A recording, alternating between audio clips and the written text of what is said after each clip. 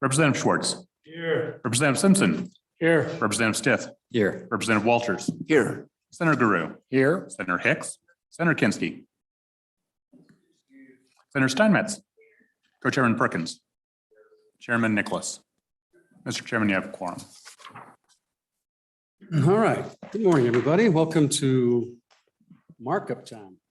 It's always fun. Mr. Co-Chair, any comments or?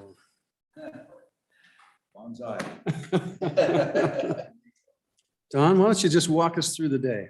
Okay. Mr. Chairman, with your permission, I will tell you the agency unit number and page number. And then the chairman, I believe, will restate the base motion according to your rules, which is governor's rec. At that time, members of the committee have an opportunity to either comment as to why you should vote no or offer amendments. After the amendments are completed, we'll move on to the next unit. We do have two sheets here on the staff, and we do also have two members of staff monitoring via the Zoom team. One is technical issues or issues related to the governor's recommendation. For example, in the state treasurer's office, there are two requests that need a footnote to be effective immediate if you are inclined to support them. That's on the veterans tax and the Native American tax exemption. So we'll bring those to your attention at the appropriate time. We also have a list of perhaps 50 amendments or so that have been shared with staff from members of the committee. We will alert you if there are any of those, and just as a reminder for the committee, we will not mention any names associated with those. So if the member does not wish to offer those at the appropriate time, they need not say anything. In addition, of course, members can offer unlimited amendments. They don't have to go through staff. So you've certainly been contemplating issues on your own. Depending on, in a typical year, we would shoot for something around 57, which is the Community College Commission, by the end of the day. It is certainly possible. This committee had a very robust supplemental, so you are arguably more attuned to this process than a typical budget session, and you may proceed more expeditiously, say through agency 80 or so. Go ahead. Just before we could deal with it when we get there, but it seems to me that with Senator Kinski and Senator Larson absent, would we want to try and just roll back or just lay back the budget on health until tomorrow? Does that make any sense? Or are you guys ready? No, I think that's probably a good idea. So do we have, you want to pick out there just health or? Well, what was it? Health and DFS? Is what I'm thinking. That's probably a good idea. Unless there's more, those are just, those are large departments, and Senator Kinski had a family emergency that he had to take off, and I think Lloyd is He's attending a funeral in Cowley, Wyoming. So hopefully, if not, at least Representative Larson might be back tomorrow. Okay, I think that's a good idea. And then, Don, we talked about a couple universal or large motions. Mr. Chairman, I believe both sides actually have visited about the potential for universal or global amendments. I would, let's walk through them if we might. One of them would be to, for example, concur with the governor's recommendation on all the HR consolidation, human resource consolidation. Concur with the governor on all B11 inclusions into the budget. Concur with the governor's recommendation on IT recommendations up to some threshold, and I don't know what that threshold is. I would, the first two, absolutely fine. They don't hinder or help the committee in terms of timing because it doesn't remove any units, and it does not hinder or help staff. The IT issue, if you elect to proceed with a global motion on the IT, depending on how that's structured, that could be, again, I don't think it would assist the committee in terms of time savings. And arguably that one would hinder staff. If you put in a threshold of, say, everything less than $10,000, we would have to split out all of those. Looking, What if we just had a global motion that they all be accepted unless someone brought it up? that would be ideal. And I'm just trying to think, and members, if there are any particular IT items that either the House or the Senate intends to challenge or to question. You know, and I don't think that means large computer systems, doesn't mean the RIS, doesn't mean the Department of Family Services, it's just IT. So I think what we could do is just say all IT that, and as we go through it, if staff sees something that's a little bit different or beyond, they could say, just bring this to our attention. Would that work? Yeah, yeah. So, Mr. Chairman, that is 3. You've got the HR, you've got the B11s, you've got the IT. There are technically 2 more that you could do global motions on. What about the other one? Go ahead. What are the other 2? The reorganization in the Department of Corrections. And there are, I believe, right at 12 AWECs that have been requested to be converted to full-time employees. 10 of them are in the Department of Revenue, I believe, the Liquor Division. And Professional Teacher Standards Board, and then there's one other one. Does the Senate have a preference on that particular issue? We've talked about most of those, and I think we're fine with those. And if there's if we go through and someone wants to pull one up, we will. Other than that, I mean, yeah, we talked about those, and we were. Was there one more, Don, you said? no, Mr. Chairman, I think that's a total of 5. So would it be appropriate at this point to receive a motion? Mr. Co-Chair, you got a motion? Sure. I move the global motions just listed by Mr. Richards. So that would be, yeah. So what we are is, well, I'll go back and see if I can, and I'll, if you've got a cue card, Mr. Richards, hold it up. But we got the global motion on HR. We got the global motion on IT. We have the global motion on Department of Corrections reorganization. We have the global motion on AWACS, and we have the global motion on B11s. I had a little bit of help from my friends. Okay, it's been moved and seconded. Any discussion on the 5 global motions? Everyone in concurrence? All right, all those in favor say aye. Aye. Those opposed? That motion carries. And we're off. So that just took up half our day right there. Boom. All right, Don. So we'll kind of just start out a little bit slow so everyone gets the hang of this. We'll go to Agency 001, Governor's Office. Mr. Chairman, the Please. first unit for your consideration appears on page 20, Administration, Division 100.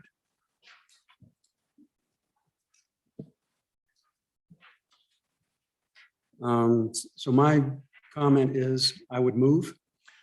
You would call for the governor's recommendation. Yeah, Governor's That's the motion on Division 1, Unit 101. If you have a motion on it, then the motion is to amend or to deny. Please. Mr. Chairman, on page 23, this is priority 3 exception request. This was the reduction of the out of state, which is actually international travel. The governor wanted to reduce that by $125,000, so it went from. Mr. Chairman, I believe that's the next unit. That's the next unit. That's 102. Oh, sorry, I'm in a hurry. Never mind. Mr. Chairman, move Gov's rec.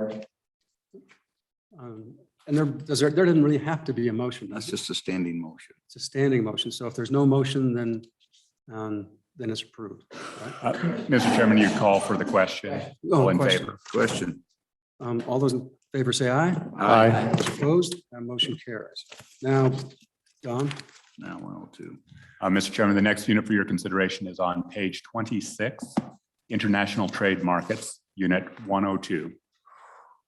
Mr. Co-Chair. Thank you, Mr. Chairman. I'd move that we deny or deny the governor's recommendation with respect to the international travel and restore that. Mr. Chairman, with COVID, we haven't traveled and we need to the governor needs to be out there traveling again.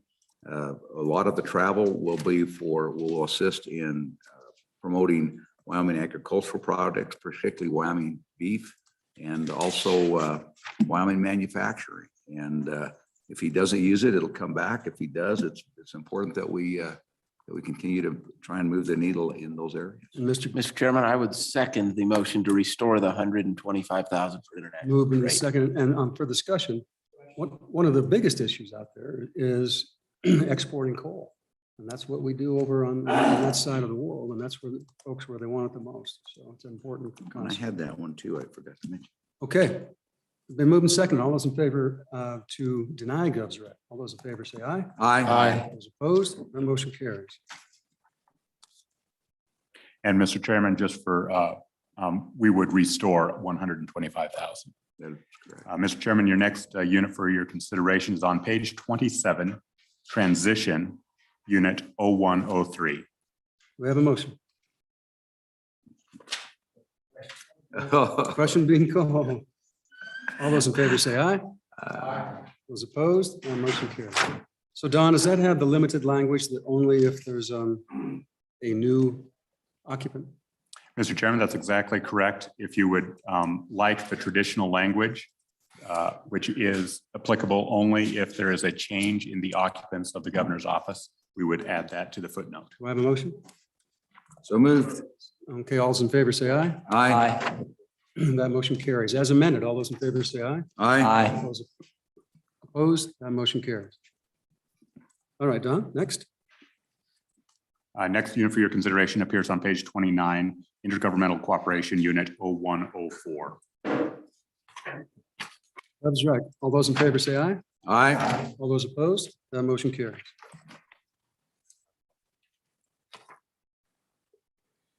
Next unit for your consideration appears on page 32, Tribal Liaison, Unit 0201. Gov's rec. All those in favor say aye. Aye. All those opposed, that motion carries. Mr. Chairman, the next unit for your consideration appears on page 35, Commission on Uniform Laws. Gov's rec. All those in favor say aye. Aye. All those opposed, that motion carries. Mr. Chairman, the next unit for your consideration is on page 38, Emergency Response. Gov's rec. All those in favor say aye. Aye. All those opposed, that motion carries. The next unit for your consideration appears on page 40, Public Welfare Emergencies. All those in favor say aye. Aye. All those opposed, that motion carries. Mr. Chairman, the next unit for your consideration is Coal to Market, Unit 0904, page 42. Gov's rec. All those in favor say aye. Aye. All those opposed, that motion carries. Mr. Chairman, the next unit for your consideration appears on page 46, Homeland Security FMPG, or EMPG, excuse me.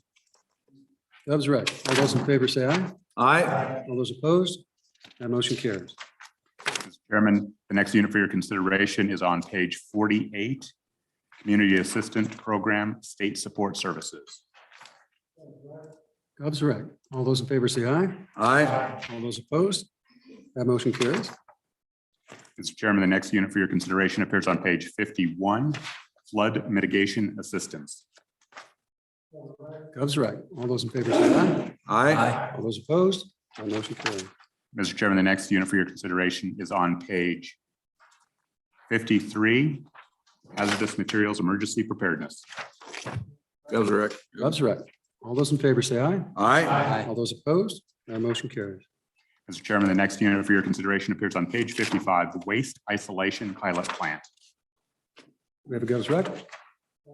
All those in favor say aye. Aye. All those opposed, that motion carries. Mr. Chairman, the next unit for your consideration appears on page 58, disaster contingency. So on this one, there's a $1.4 million carryover. Is that right, Don? Mr. Right. Chairman.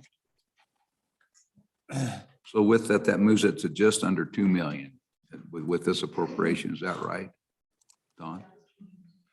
Mr. Chairman, that would be correct, 1.9 million. And what's the normal carrying capacity in that we fund it at? Mr. Chairman, I think the $500,000 standard budget is the, well, it's actually an exception budget, is the normal. However, for several years, you have allowed the agency to carry over unspent revenue or unspent appropriations. Okay, do we have a motion? Mr. Chairman, Go ahead. Gov's rec would be my base motion. And then I do believe we need a furthering language that we would recommend the carry forward for the unobligated, unexpended funds. Moved and seconded. So what that does, Mr. Chairman, is we do not add any new general fund. We simply allow for the carryover of the existing funds. Right.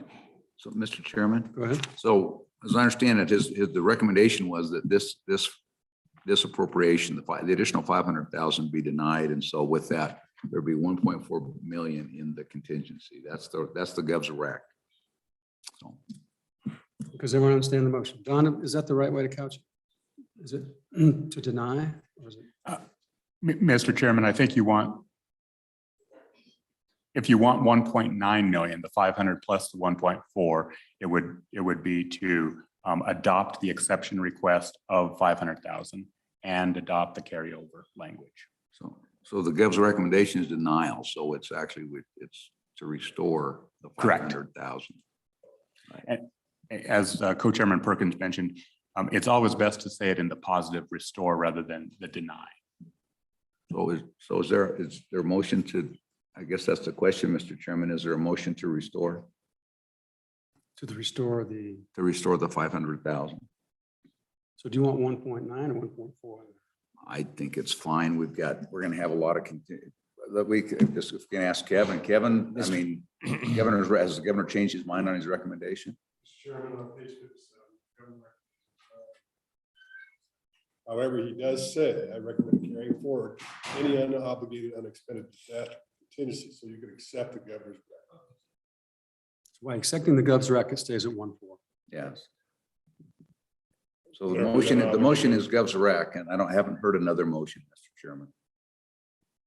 Which Well, the governor, we need language for the carryover. but that is the recommendation. So that's included in the Gov's rec.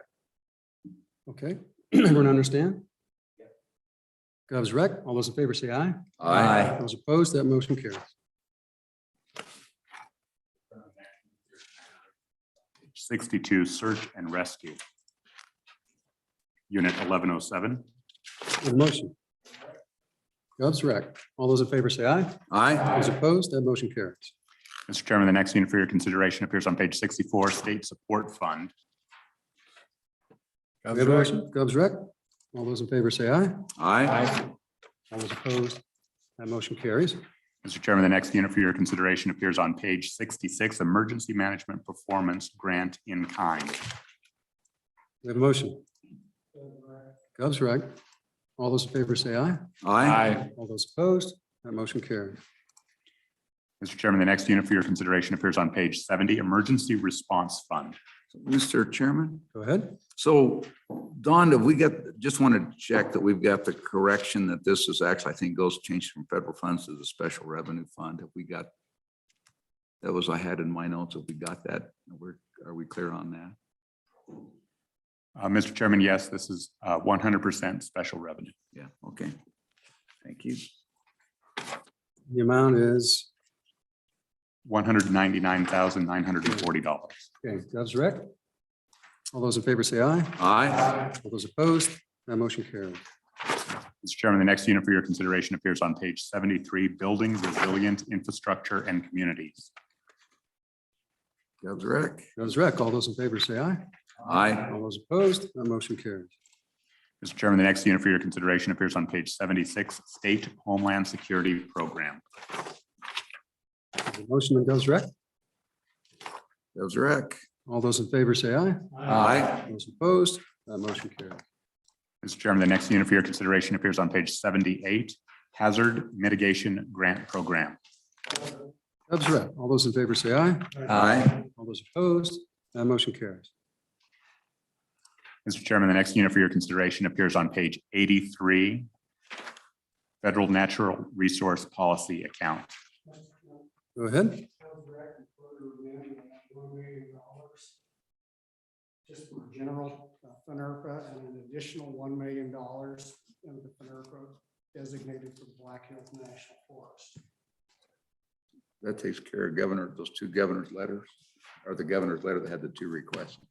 Two letters. 2 million. 2 million total. Everyone understand the motion? All those in favor say aye. Aye. All those opposed, that motion carries. So Don, just repeat so I want to take notes on what we did.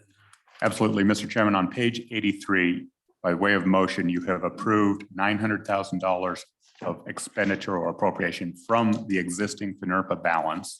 In addition, you have added $1 million of general fund to be deposited in the FNRPA account and available for expenditure. And secondly, you have added $1 million general fund to the FNRPA balance. That is available for expenditure, but limited for purposes of the Black Hills Forest Plan. Correct. Okay. Next, Don. Mr. Chairman, on page 86 is your next unit, Endangered Species Coordinator. Go ahead. Just a question, procedure. Is that the way we want to handle all the gov's letters, is just fold them in as we go, or It kind of depends. it's kind of depends? Well, Okay. if we think about it, we'll do it, and then I guess we'll come back. and Come deal back with to the governor's end. letters And at the end if we If haven't we dealt come with them. across something with the as a We'll gov's get- letter, just remind us. Okay, If you I just wanted can, to check. staff, and that way.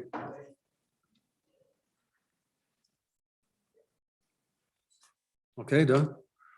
Page 86, Endangered Species Coordinator. Gov's rec. Gov's rec. All those in favor say aye. Aye. Motion carries. Mr. Chairman, the next unit for your consideration appears on page 89, Baseline Scientific Assessment. Gov's rec. Gov's rec. All those in favor say aye. Aye. All those opposed, that motion carries. Mr. Chairman, that concludes the governor's office. I do have one item, I think, that we did not address. There was some interest in the FNRPA account. You authorized $900,000 for expenditure from the account that is already in that balance. During agency testimony, it was noted that that account has $1.5 million available to it. And we were asked to note that in the agency if you wanted to increase that 900,000 to 1.5. That's no new money. It's just allowing them to spend the full balance. We were just asked to raise that point. Yeah, I think that the Representative Walters had suggested that to give authority to go to the 1.5. I thought that was in the motion originally. No, Mr. Chairman, that motion was 900,000. And then we added two separate $1 million. This would add an additional $600,000 of existing FNRPA balance that could be expended on projects over the course of the biennium. So if we don't do it, then it's not available. Then That's correct. it would be stuck at the 900 plus the new 1 million. So, Mr. Chairman, Move to do we reopen. know, a lot of times with this account, a lot of times those funds are obligated, but then they're reimbursable, and so the counties have to submit a reimbursement. Do we know that balance that's in there, is that what's available, or is there some of that that's already been obligated that just hasn't been paid out? Well, Mr. Chairman.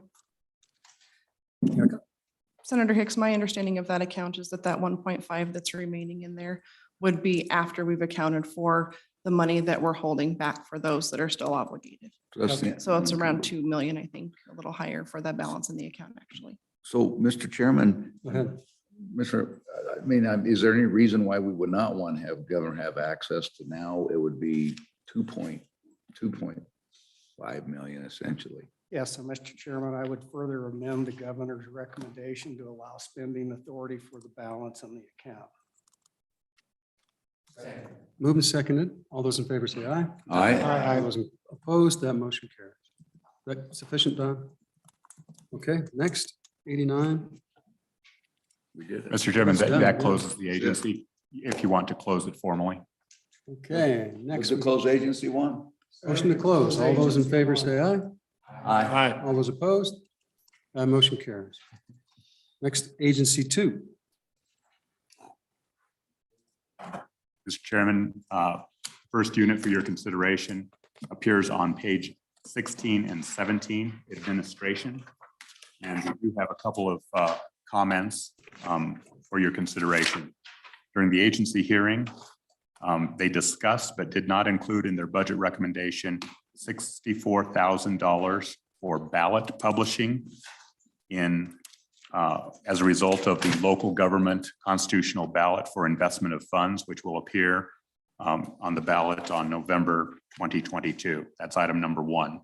Item number 2, there was a discussion and direction to staff to note $42,000 additional for in and out of state travel. That is item number 2. And finally, item number 3, you will note the governor requested transition expenditures. The other 4 statewide elected officials did not request transition expenditures. Typically, they have been provided a footnote restricting the purposes and provided $10,000 if and only if there is a change in the occupant of those 4 positions. Mr. Chairman, Representative Walters. thank you. I'd start with the easy one. I would make a motion for $10,000 for transitional periods with the footnote language that it's only available if there's a change in the occupant in the holding the office.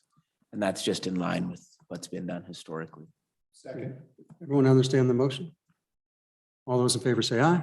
Aye. Opposed? Did somebody move Gov's rec on this one already? Is this really?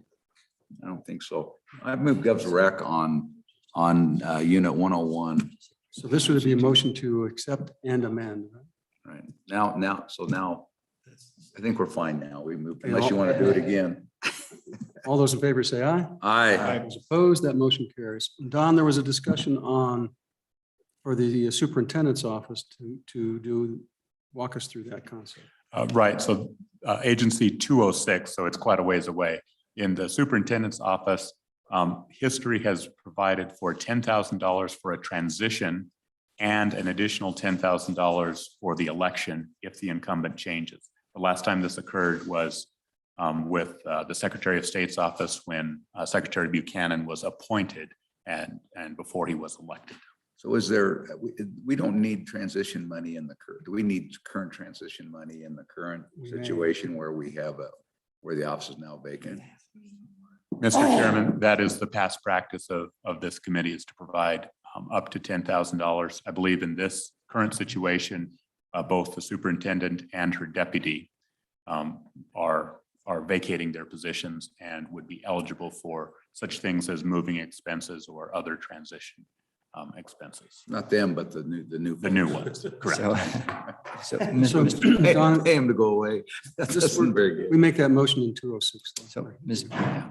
Okay. And then we have we have a motion on the travel. Mr. Chairman, At a time, unless you want to do them. Well, yeah, Representative Stiff. just a question on the transition for Superintendent of Public Instruction.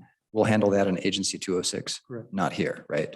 But there is $10,000 for transition in this budget because, We just voted on that.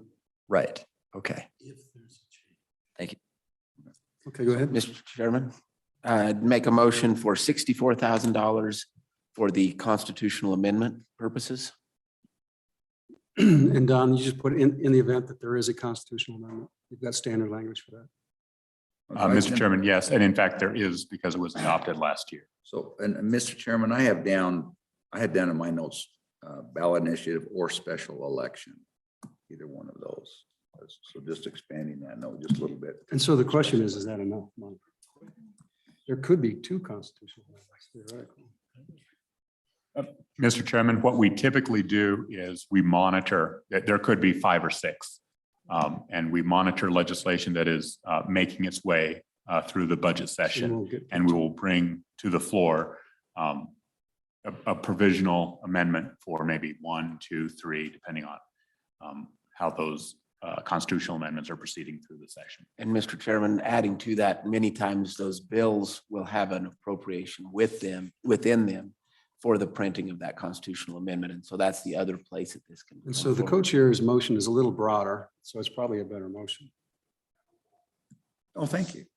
I would say that was a friendly friendly amendment. amendment to the motion. So that will, Okay, as with the friendly amendment, all those in favor say aye. I, Those opposed, the motion carries. Mr. Chairman, Please. Mr. Chairman, first, I need a clarification because I thought you did 60 original. What is the 64. total amount now? Same amount, just expanded concept. Got it. Go ahead, Representative Walter. thank you, Mr. Chairman. I would make a motion for 42,000 for in and out of state travel for this division. We have a second. Second. All those in favor say aye. Aye. Those opposed, that motion carries. Anything else? in This Mr. Chairman, just a clarification, how much did you add for 42. 42? Thank you.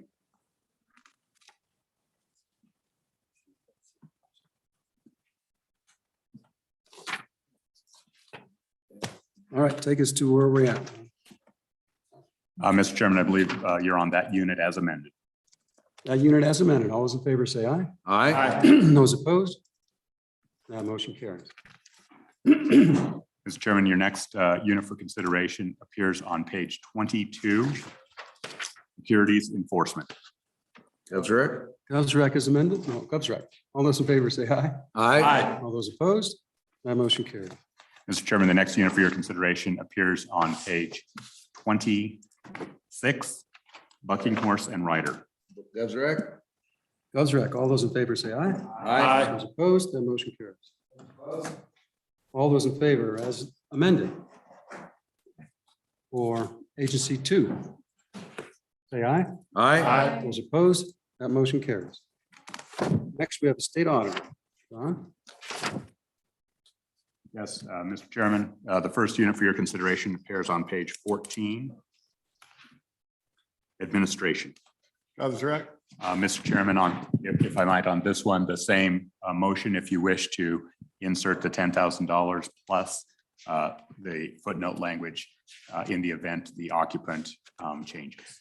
Mr. Chairman, do we need to move to open each one of these agencies? Just go right in. Don?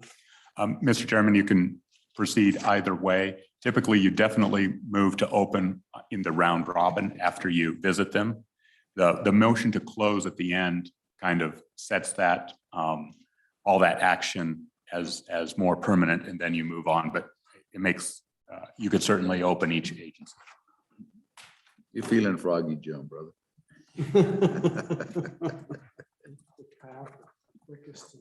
There you go. Okay, Agency 3. Don Page, Mr. Chairman, go ahead.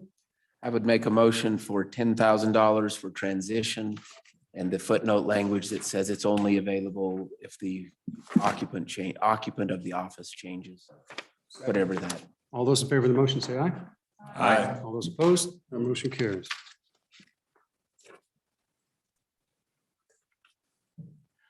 Next page, Don. Mr. Chairman, the unit as amended. Unit as amended. All those in favor say aye. Aye. All those opposed, that motion carries. Mr. Chairman, the next unit for your consideration appears on page 18, state employee compensation. Gubsrec? Gubsrec, all those in favor say aye. Aye. Those opposed, that motion carries. All those in favor to close. Move to close agency 3. All those in favor say aye. Aye. All those opposed, that motion carries. Next, state treasurer's office. This one may take a minute.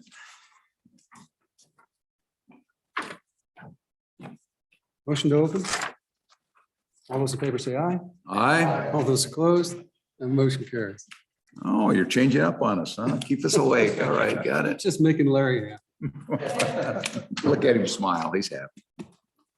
Mr. Chairman, the first unit for your consideration appears on page 22, Administration Unit 0101. This would be the appropriate place for insertion of $10,000 and the transition footnote if you so desire. Do we have a motion? Mr. Chairman, I would move $10,000 for transition and the associated language that it's only available if the occupant changes. All those in favor say aye. Aye. All right. Those opposed, that motion carries. Next, Don. Mr. Chairman, the unit as What- amended. No, Wait, before wait, we, I've got some stamp Mr. Chairman, before we leave that. So one of the discussions we had just last week was regarding the HR consolidation position. And we heard testimony that that wasn't working in its current form. And so my question is, so this is a question. Is there any interest in providing a permanent HR person? Would still make them subject to the they still would report to A&I, but to put an HR person back in the treasurer's office. So, Don, there was not a request to do that through this office, was there? Mr. Chairman, I don't think there was a formal request, but per Chairman Perkins' comment, the discussion appears on page 17 and $175,492 all general fund was removed along with one FTE and part of the HR consolidation. Go ahead. I'm just curious, would this be better to be put into the A&I budget with a note that it is identified for the state treasurer's office? Mr. Chairman? Go ahead. And that's why I bring it up here. If there's a motion appropriate, it would be an A&I, and then it'd be footnoted that there's a full-time person that goes back into the treasurer's office. But I just wanted to bring it up here, Mr. Chairman, and have us think about it because A&I is just down the road. Mr. Chairman, Please. in doing something like this, and I just offer it for discussion, will we then put ourselves in a position that every agency comes in and says it's not working in our office and have an expectation to get their folks back? Are we setting ourselves up for a reversal of all the actions just been taken by arguing it's not working for their department, even though they were so pleased when we asked? Mr. Chairman, I don't know that we're setting ourselves up. Out of everybody who talked about it, this is the one that said it was causing a significant problem, item one.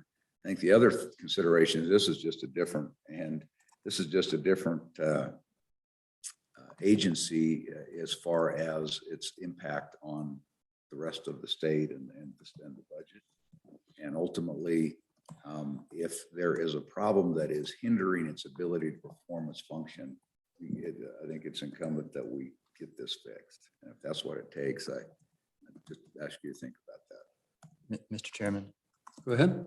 I just have a question for anyone who might know. We have 42 full-time positions in this agency, I believe, and I'm not an HR professional. So what's this typical ratio of how many HR people you need per 100 employees? Does anybody know that? So, Mr. Co-Chair, I think that was my question, is what's reasonable in that regard? And I don't know if the HR in that office deals with the investment team. I guess as it probably does not in some ways. But Don, maybe if A&I is listening to us, if they have some comments on that when it comes up, which is going to be fairly soon, we can get some feedback on that before we address it. Mr. Chairman. Go ahead. Yeah, to Representative Stitt's question, I think on one level, that's just a basic analysis, but I think you also have to realize the complexity of different human relationship, job responsibilities.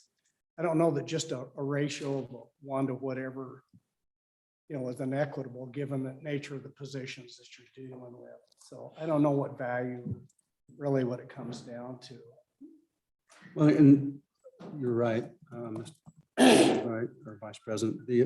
But the other issue is, part of this office basically is I forget how many folks are within the unclaimed properties division.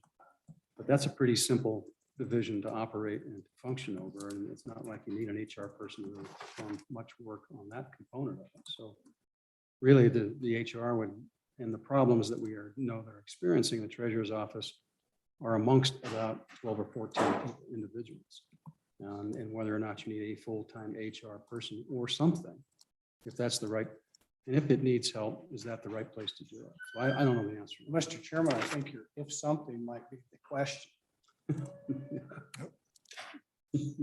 And that's why I bring it up. Just be thinking, that was one of the reasons that we were given last week. Mr. So Chair. if you, Mr. Chairman, Go ahead.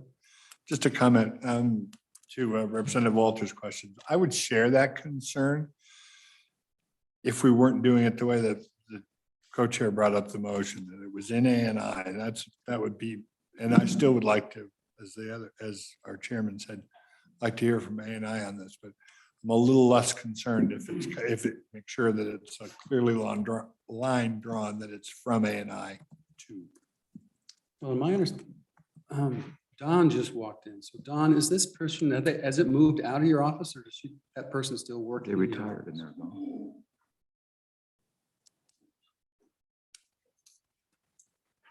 Mr. Chairman, Don Williams, Deputy State Treasurer. We do not have an HR position that resides in our office. Was that person prior to the reorganization housed in your office? Mr. Chairman, yes. And so one of my questions is, the other AI HR people kind of stayed where they had landed, at least some of them had. Mhm. And so the question is, why isn't this one? She retired, I think it was a retirement, if I remember what you said, it was retirement. Is that right, Don? Mr. Chairman, yes. And she just wasn't, the A&I chose not to replace her, I suppose, in our office. Mr. Chairman, Go ahead. just so you know, in my previous life, my HR director told me the rule of thumb was 1 per 100 people. Because I was sitting at 220 employees and he reminded me that he needed help. The purpose of the HR consolidation was to be more efficient. That meant fewer HR people on staff. And I think this is an executive issue. I think the chief executive ought to juggle his HR people appropriately to make sure that the needs are being met. I think it's counterproductive for us to be adding HR people back in when the very purpose was to reduce them.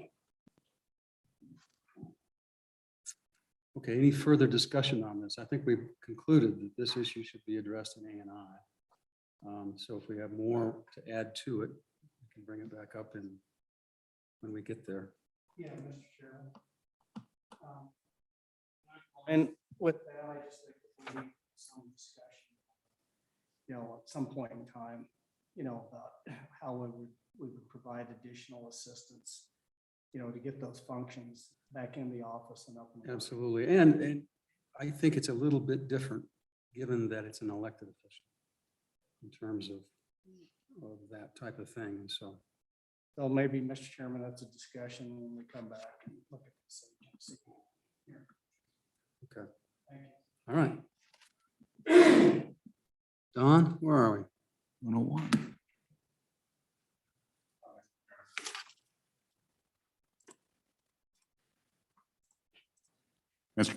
Mr. Chairman, you're on page 22, excuse me. Treasurer's Office Operations Administration. Okay, Govs Rec. Mr. Chairman, Go ahead. on what page you said, so anyway, I'm bringing the attention of to priority 1, which was an exception request to add a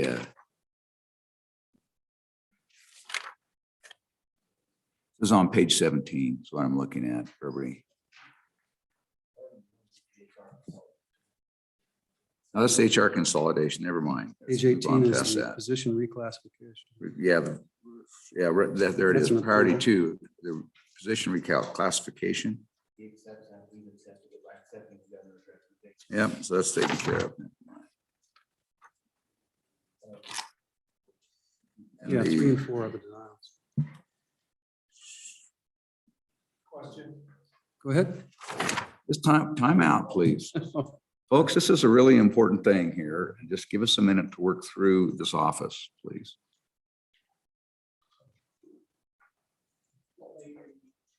Right now, I'm looking at 18 and moving over to the top of, these are a number of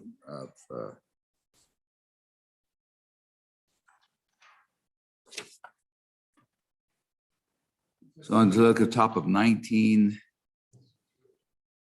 So, Mr. Co-Chair, the House side kind of went through these positions over the weekend to try to figure out what the best approach was. And ultimately,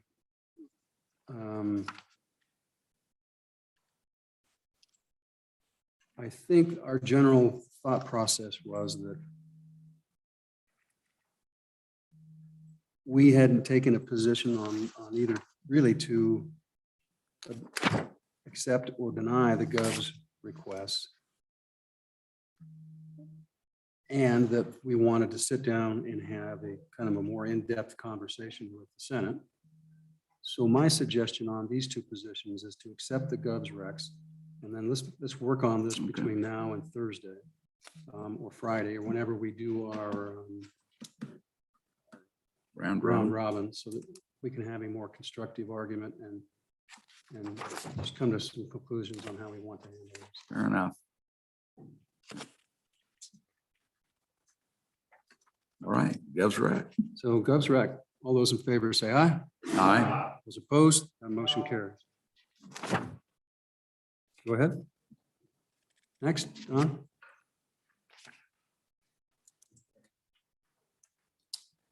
The next unit for your consideration is unit investment funds committee, page 27. Gov's rec, Yep. all those in favor say aye. Aye. Those opposed, that motion carries. Mr. Chairman, the next unit for your consideration is on page 32, veterans tax exemption. Gov's rec. All those in favor say aye. Aye. Those opposed, Don. Mr. Chairman, this agency is requesting a portion of the funds, approximately $2.3 million, to be effective immediate. That would require a footnote if you so desire. Is there a motion? I think the obligation is for, because he doesn't have enough money to finish out this year. And unless we want to change or make the counties responsible for the money, we've got to do something. Mr. Chairman, I would move for the footnote to make the amount just stated effective immediately. Okay, all those in favor of the amendment, say aye. Aye. Those opposed? That motion carries. Now, back on Gov's rec, as amended, all those in favor say aye. Aye. Aye. Those opposed? That motion carries. Mr. Chairman, the next unit for your consideration appears on page 40, investments. Page 40, everyone there? Gov's rec, all those in favor say aye. Aye. Those opposed? That motion carries. Mr. Chairman, the next unit for your consideration appears on page 46, financial accounting. There's an exception request in this. Is that right, Don? Mr. Chairman, there is an exception request. It is part of their movement of positions. And the governor denied the exception request. So the exception request was to move it from, all it was just modifying the funding, right? Is that the exception request you're talking about on 45? I'm in the right place. Mr. Chairman, that's correct. It changed the revenue source from general funds to special revenue. Mr. Chairman, Go what I ahead. believe really what's occurring is they're moving them from the administrative department to the investment teams.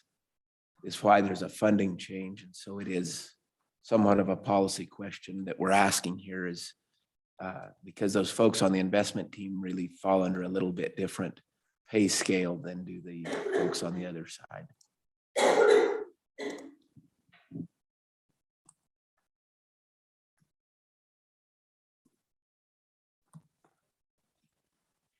So So Don, the governor recommended, Mr. Chairman, the governor recommended denial pursuant to because at that time, we're still waiting for the report, the 244 report to come back. And so ultimately, let's, if we can, why don't we ask Kevin, depending what the 244 report has, is there any change, or has this even come up, whether or not you would, this recommendation for denial would be changed? Mr. Chairman, the position of the agency is to overturn the governor's denial in this window of time that we had this decision waiting for House Bill 244. But the agency's position is to overturn and allow this position that was an accounting position to become an investment position and change the funding from general fund to special revenue. Don's shaking her head. So Don, can we get your feedback on this? We got little Mr. Microphone over there for Don. Thank you, Mr. Chairman. Don Williams, Deputy State Treasurer. This is an accounting position that currently does investment distributions. All of our accountants are funded with special revenue. We're simply requesting to make this performance with the rest of our accountants. It's not an investment position, but it does support the investment team. With that, Mr. Chairman, I'd move to modify the governor's recommendation to approve the request to change the revenue source from general fund to special revenue. Been moved and seconded to approve the exception request and deny the governor's denial. All those in favor say aye. Aye. Those opposed? That motion carried. Next, Don.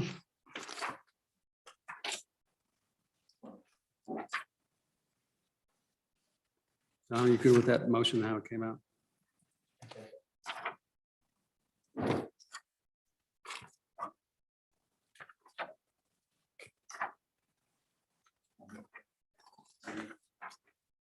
$51 Wildstar 1. Gov's Oh, rec. I'm sorry, Mr. Chairman. On page 46, financial accounting unit as amended. As amended, all those in favor say aye. Aye. Those opposed? That motion carries. Now to Wildstar, Yes, Mr. Chairman, page 51. page 51. Gov's rec. All those in favor say aye. Aye. All those opposed? That motion carries. Mr. Chairman, the next unit for your consideration appears on page 55, Wildstar 2. Gov's rec on Wildstar 2. All those in favor say aye. Aye. All those opposed? That motion carried. Mr. Chairman, the next unit for your consideration appears on page 61, unclaimed property. That's right. Gov's rec on unclaimed properties. All those in favor say aye. Aye. All those opposed? That motion carried. Mr. Chairman, the next unit for your consideration appears on page 68 and 69, internal investments. Again, this is the second portion of the position transfer requested by the state treasurer, denied by the governor. So, Mr. Co-Chair, I think two different things. I Yeah. think this fits in the same category of what we bypassed earlier. That I think that these two entities need to work with between now and Thursday. Also, the other issue here is this is a chief strategy officer. We've discussed whether or not to be a CEO if this happens, or COO if this happens, and what those responsibilities are. So as written, I would suggest that we go with the Gov's recommendations, and then we'll come back on to see if we can't get a uniformity between the two houses on the language that we want to do, and if we want to do it on this particular position. That's right. So Gov's rec, all those in favor say aye. Aye. All those opposed? No. That motion carries. Mr. Chairman, the next unit for your consideration appears on page 73, investment accounting. And once again, this is includes one position, part of the overall proposal by the state treasurer's office, denied by the governor. So Don, what is this position? Mr. Chairman, I believe this one is a movement of a position for a principal accountant. So Don, why don't you jump in again and just refresh us on why, what this need is. My understanding is you have a vacant accounting position available already. So this is another accounting position that you want to put in? Is that correct? No, so Can you give us a response, please? Mr. Chairman, thank you again, Don Williams, Deputy State Treasurer.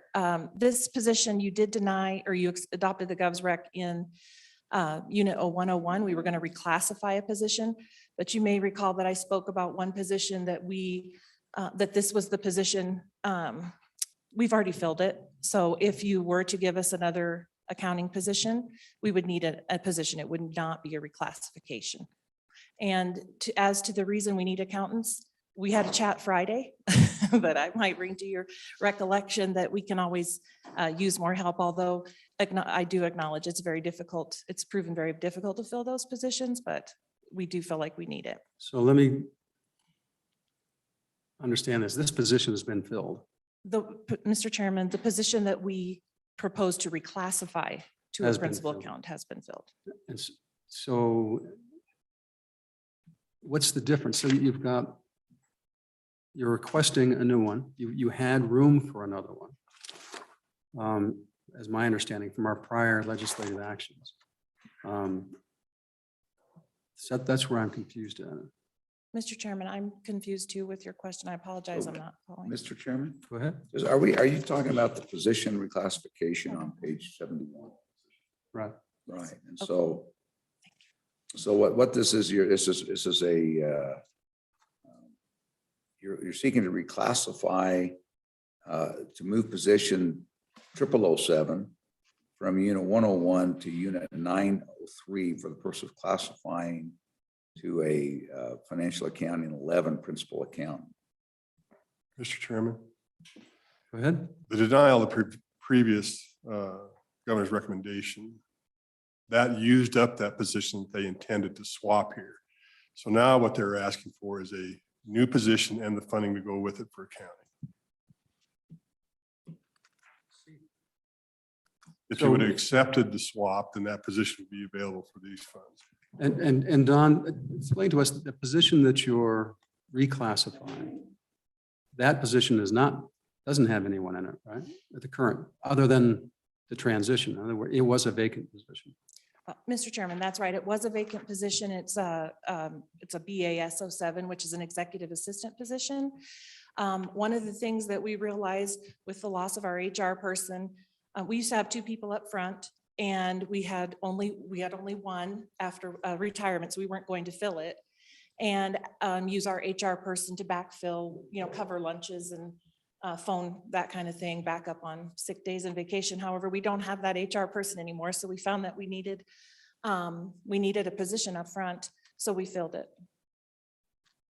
It was an authorized position and we filled it. Okay, but the position that you were reclassifying, what was that position?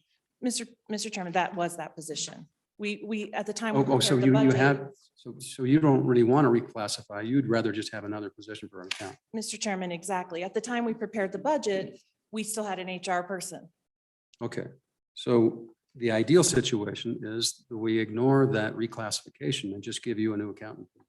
Mr. Chairman, that would be ideal. Okay, Thank you. do we have a motion? Sure, Mr. Chairman, I'd move that. Are you looking for a position? You're looking for a financial accounting 11 position? Okay, Mr. Chairman, I'd move that we modify the investment accounting unit to add one additional financial accounting 11 principal accountant position with in the amount of what we see there on page 72 to come from special revenue. So the motion would be to deny the Govs Rec, is that right? Correct. Don? And amend? Mr. Chairman, I think the way Senator Perkins stated it would be to add one position, Right. and I think it is 200. 19,175. Yep. Okay, everyone understand the motion? And then the effect of that is that we actually we've actually modified it. The Gov's rec is accepted. We're just adding a new position. Is that correct, Don? Mr. Chairman, that is correct.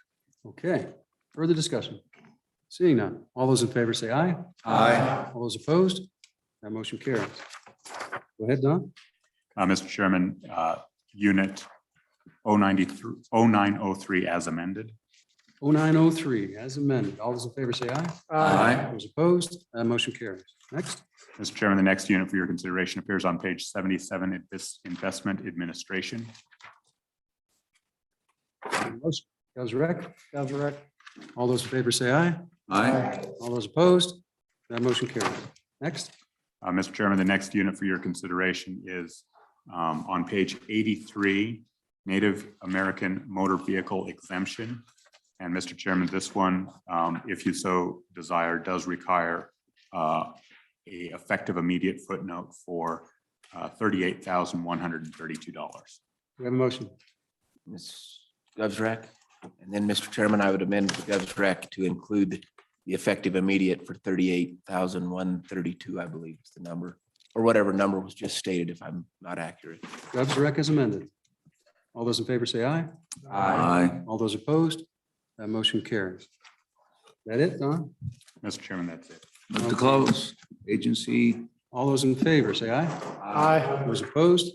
That motion carries. All right. 3 down, 97 to go.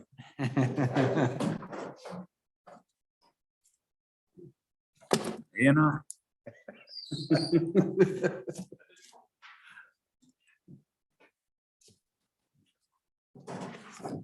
Mr. Chairman, the first unit for your consideration appears on page 23, the Director's Office Operations.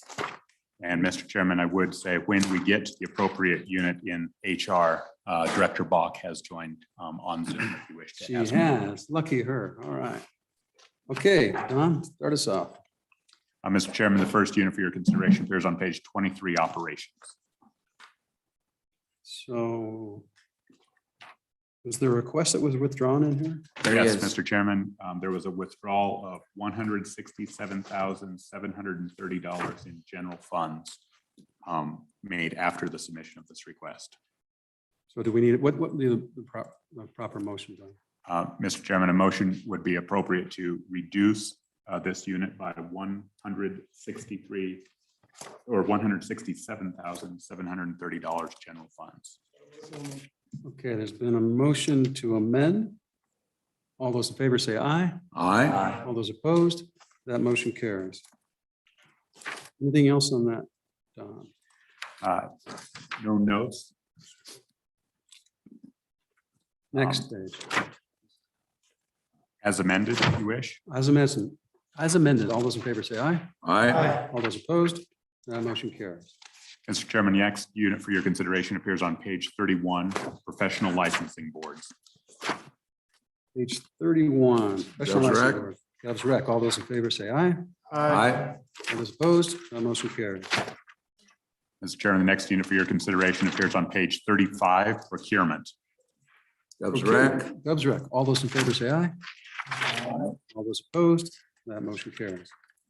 Mr. Chairman, the next unit for your consideration appears on page 38, Surplus Property. We have a motion. All those in favor say aye. Aye. All those opposed, that motion carries. Mr. Chairman, the next unit for your consideration appears on page 43, Risk Management Section. Gov's rec. All those in favor say aye. Aye. All those opposed, that motion carries. Mr. Chairman, the next unit for your consideration appears on page 45, Central Mail. All those in favor say aye. All Aye. those opposed, that motion carries. So, Mr. Chair, time out, Mr. Chairman. Where's the risk pool we talked about last week? Was that, do we just blow by that in the? I think we did. Mr. Chairman, that is correct. It appears on page 43. You did approve that. All right, and I guess when we talked about that, Mr. Vice Chairman, or Mr. Co-Chairman, I guess we thought we might look at that. We're waiting that, and we maybe kind of have a separate, we're looking at a separate footnote, if you remember our discussions last week about that. I do. And what, the other thing I find interesting is the number. What's the balance of the risk pool, Don? Mr. Chairman, on page 40, it notes the balance at the time of 32. budget preparation was 32 million. I believe your testimony and staff have indicated that the current balance is 27 million. 27. So, yeah, and the discussion was to put a cap on that or. We were gonna Floor, put a essentially. floor and a ceiling to do that. So we were gonna maybe even do that through a footnote, but so, So Don, could you, as part of the round robin, mark this and then try to bring this back so that the chairs can discuss this issue and how, or even have LSO give us some recommendations with the assistance of Tricia Bach on what those floors and ceilings would look like, with a little bit of description of why. Yeah, Mr. Chairman, it seems to me the recollection of the discussion is there's some federal statutory limit on how much. And if we got that number back from ANI, Mr. Chairman, I fear there might be a conflation of two different issues. One of them was the floor and the ceiling and the federal potential issue on the EGI. okay, Yeah. okay. And that this is more of it is an actuary assessment as well, but and I think the committee was interested in it, but that Yeah, I mean, through the 2000 to 2010 and thereafter, there was a concerted effort to bring this up to around 50 million, Yeah. thinking that that's a better number. and when, Mr. Co-Chairman, Go ahead. Don, how's this funded? Mr. Chairman, I think it has at least three sources, and Director Bach may be more inclined. Occasionally, there are general fund deposits. Any reversions that are unexpended at the end of the biennium also can be deposited into the risk management account. Don, And excuse me, then recoup reversions from where? reversions from their appropriation. Okay. So on page, let's see, 42 and 43, you will see a $5.55 million general fund appropriation. I believe if any of those funds are left over, they have the opportunity to hold them, unlike other units. And I would stand corrected if the budget office or ANI disagree. And then, of course, collections from insurance providers and if the state prevails in a action and benefits, for example, insurance payments during a hailstorm for this building, we actually collected money. Okay. So in order for us to make this decision shortly, Tricia, what we're going to need is the balances over the years and probably the contribution and the amounts of the contribution of to the fund, at least for the last 5 or 10 years, last 10 years. So we have a better understanding of where we can put our markers for this. Is that something we can get fairly quickly, Tricia? I will definitely work with Aaron Edwards to get that. And Don is absolutely correct in his description of what makes up the fund. There's also, and I can have Aaron outline that a little bit clearer. There's also, for example, if there is a claim for an agency, the agency has to pay up to a certain amount, say like $1,000. So that goes back into the risk pool too, but I will clarify that with her. And Mr. Co-Chairman? Please.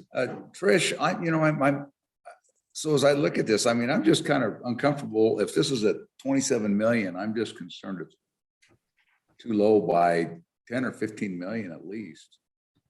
Is there something that you're anticipating an inflow or anything like that would come into this risk pool that would cover some of that? Chairman Perkins, we would have the appropriation that will come in, which is, I believe, Dawn is correct, at 5.5 million. So that would bring that up to 32. The actuary suggests, as Aaron Edwards explained, somewhere between, and I'm probably going to get it wrong, we are in the middle of that floor and ceiling, if you will. I know there was a discussion about keeping it at that the JAC had made a comment that the risk pool should be at 50. I have looked back and I have people looking back to see what that discussion was, and I cannot find anything in the last 10 years that says we have to have it at 50. So I'm still working on that. So getting this information in the balance over the last 10 years will be helpful, I believe.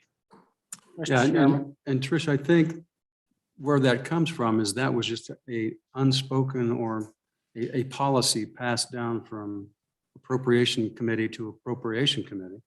Okay. Slowly trying to drive up that balance because, well, a lot of your chairmen were attorneys. Right. But I don't know that, I mean, I've never seen an actuary's report on how they come up with what they do and what data they use. So without seeing that report and having a good understanding of it, we like our stomach instead of your stomach. Yes. So, Mr. Chairman, Tricia, could we get that copy of that actuarially report? Can you forward that on to the committee? Chairman, Senator Hicks, I'm actually looking to see, I know that you guys get an annual report every year from risk management. I am double checking, and you should have that for this year. I'm double checking to see if the actuarial information is attached, and I will either resend that and show that where that is, or get that copy to you ASAP. Thank you. And it might be useful just to, if you have past actuarial reports, just put together their conclusions, because obviously there's no history knowledge of it here. Don, have you ever seen those reports and reviewed them? Mr. Chairman, I don't recall those actuary reports. So it's not just us. No, I understand. And I, that's why I wanted to look at the annual report that we send every year. I want to make sure that we give you what you need. So we will just include that yearly as well. Okay, thank you very much. Anything else? Representative Schwartz. So going back to Mr. Richards' comments on the revenue stream, I'm looking at the budget and I do not see collections in there because I'm assuming the charges for sales and services is internal fund, which is charges to agencies. And then we have DOT and Game and Fish. Where do we see the collections? Well, Mr. Chairman, I think the collections would be deposits to the fund, not funds appropriated. And so how do we track that number? Mr. Chairman, great point, and it is not broken out by source, but on page 40, under the line revenue, you can see that's likely to be a combination of collections, deposits from the general fund or appropriations to the extent there were any, and I don't know there were in this 4-year time frame, and then reversions. So that 8.2, 8.9 would be encompassing those. So, Mr. Co-Chairman, so Don, looking on page 42, if you look at the source of funding general fund and is that, I mean, I'm just trying to look in there. Where is the general fund appropriation that actually goes into the pool? So two different things going on here. The appropriations on page 42, the top line is general fund, the top line of source of funding, and that's the 5.57 million. And then they benefit from 3 other sources, all deemed internal service funds. These are the revenues that support the appropriated expenditures at the top of the page. So those personnel supportive services are funded by these 4 funding appropriations. If there's anything left over at the end of the biennium, then it gets deposited into the fund, which is described on. So ultimately, unless those all those sources of revenue exceed the expenditures, there's not there may, you know, the deposit might be according to this, if everything went according to plan, it would be nothing. Is that right? Mr. Chairman, that is possible, yes. Okay. Ms. Please. Budget to start asking questions, but I'm wondering how we calculate the prorated share from the game and fish non-statutory and then also the Department of Transportation. So Director, can you help me out to figure out, with DOT's significant number more employees, how is that calculated for those two? And I understand why they're separate, but how's those, maybe Kevin can answer that, how those are calculated. Mr. Chairman, periodically we go out and we look at the asset, like, let's say you have a house and you want to insure it. Well, what are you going to insure it for? So we go out there to Game and Fish, look at their vehicles and their buildings, and we look at that asset, and we use that as a calculation methodology for how much they need to put into the risk pool. And also charges for services, like, for example, the Department of Transportation has a snowplow that gets hit, then there's a deductible on it, $2,500, and then the risk picks up the remainder of that. But on the front end of this, Whiteout is chipping in $600,000 of biennium. Game and Fish is chipping in $145,000, but they still have to do their deductibles. And so, Kevin, I take it you also look at law enforcement risk for Where I was higher patrol and government. Mr. Chairman, yes, inside of Whiteout, that encompasses the law enforcement asset, the high patrol cars. Okay, further questions? Okay. Govs Rec as amended? Or did we amend it? No. Govs Rec, all those in favor say aye. Aye. Those opposed, that motion carries. And then we'll have a follow-up with Trish for a round robin. Okay, go ahead, Don. Mr. Chairman, the next unit for your consideration was Central Mail. You did vote on this, but I will restate it because we kind of backed up. It appears on page 45, unit 3007. All those in favor say aye. Aye. All those opposed, that motion carries. Mr. Chairman, the next unit for your consideration is leasing, unit 3008 on page 48. Govs Rec. And so this has one of those B11 ones, but we've already universally approved that. So we just go to the Govs Rec, right, Don? Mr. Chairman, that's correct. Okay, Govs Rec, all those in favor say aye. Aye. All those opposed, that motion carries. Next unit for your consideration appears on page 51, Central Mail postage. Govs Rec. All those in favor say aye. All those opposed, that motion carries. Mr. Chairman, the next unit for your consideration appears on page 55, vehicle replacement depreciation reserve. Govs Rec, all those in favor say aye. Aye. Those opposed, that motion carries. Mr. Chairman, the next unit for your consideration appears on page 60, motor vehicle management systems. Govs Rec, all those in favor say aye. Aye. Those opposed, that motion carries. Mr. Chairman, the next unit for your consideration appears on page 63, general services administration. Govs Rec, all those in favor say Wait, aye. wait. 63, okay. I've got some scribbles, I'm not sure what they said. So this was, okay, all right. So the only thing that's in here is, Mr. Chairman, I have a note on the capital information desk attendant position.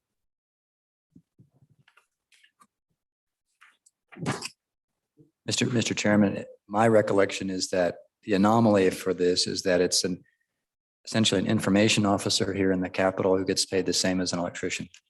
And the question was whether that's an appropriate amount of money to be paying for an information officer.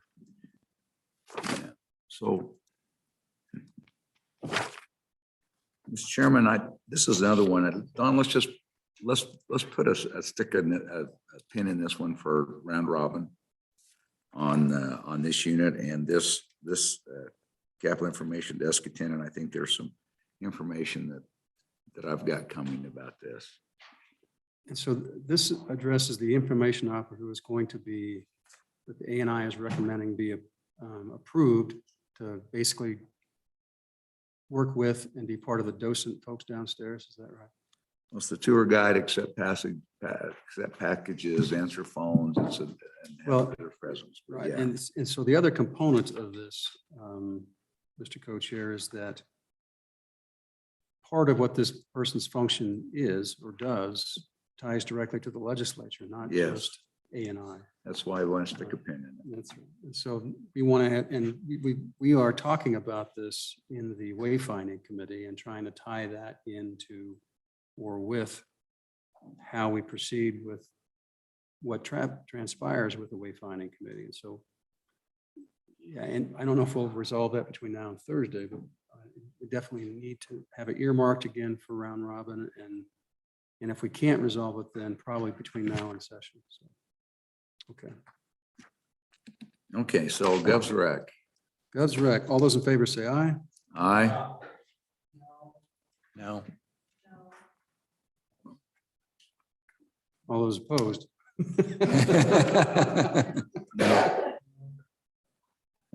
So let's, I'm going to change my vote to a no, I guess. I think on that one, but we'll stick a pin in it. We'll come back and visit that one. Well, let's wait. All those in favor, raise their hand. 1, 2, 3, 4. All those opposed.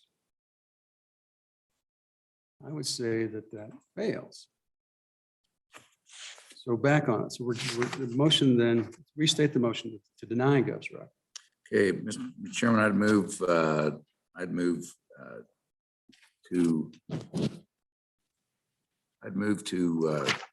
what do you do? Mr. Chairman, I think it would be Restore, to or no, reduce one yeah. FTE and $157,829 general fund. Yes, that's my motion.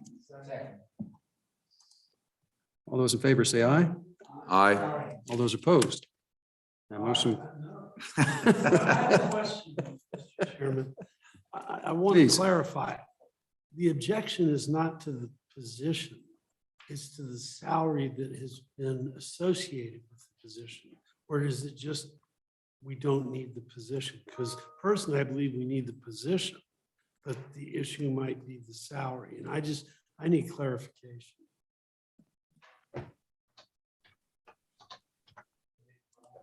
So Mr. Chairman, I think the clarification is one, there's always a question, it's always, people vote for various reasons, but one is there's some people I think who just voted because they don't want the position. There's other people that voted because we're not sure. My particular vote, my case was a no vote because I think this position, it may very well be needed, but the question is, will it be an LSO position? Will it be an executive, an A&I position? Where will the position be and who's gonna do that position? That's my vote, and that's why I want to pin this to come back so we can get to the bottom of all that. Okay. So a little clarification, Mr. Chairman. So are we coming back to it or are we going to just handle it right here? The plan is we'll come back to Okay. So do we have to, as amended, so the motion as amended on this unit, unless there's something else, Mr. Chairman. Mr. Chairman, that's correct, although I'm not 100% clear whether that motion was adopted or failed. it was new adopted. motion Passed. Okay, thank you. So as amended, all those in favor say aye. Aye. Those opposed, that motion carried.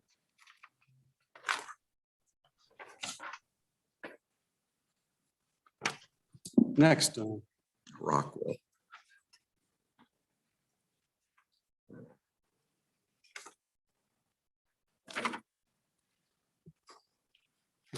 Thank you, Mr. Chairman. The next unit for your consideration appears on page 66, the Rockwell Building Maintenance. Gov's rec. Gov's rec. All those in favor say aye. Aye. Those opposed, that motion carries. Mr. Chairman, the next unit for your consideration appears on page 70, Facilities Operations. So this is a position that was taken as part of the budget request reductions. Is that right, Don?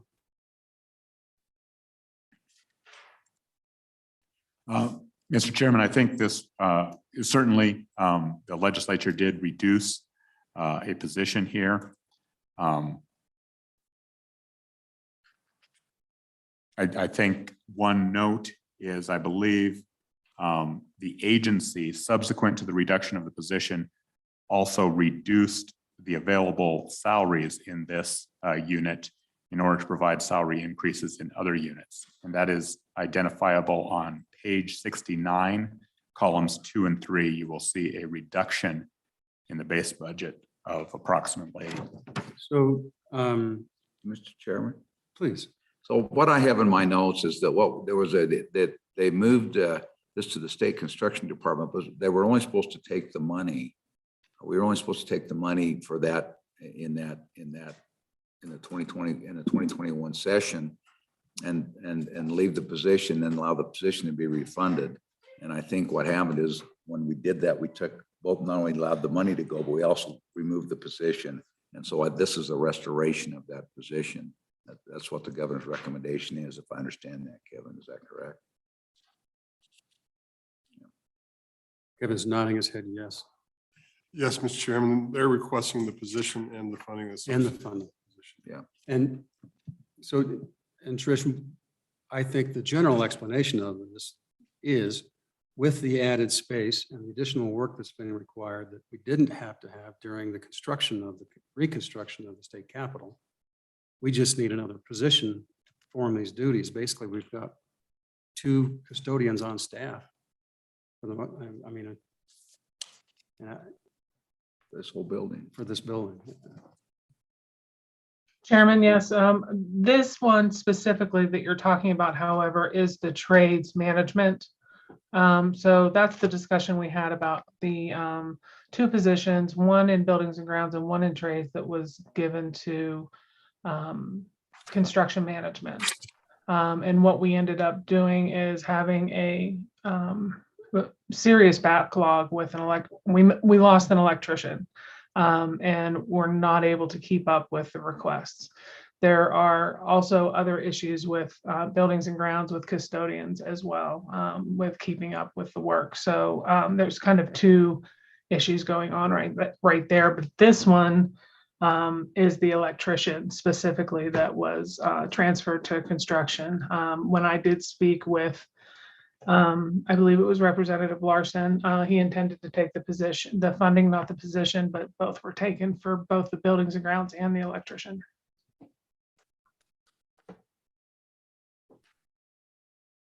So, Mr. Chairman? Go ahead. So I'm confused because the exception request is seeking a custodian position. And I think you just, this is page 68, priority number 8. The exception request. Oh, I'm sorry. I was on 72. I apologize. You guys go faster than I'm able to keep up. Oh, you are going faster.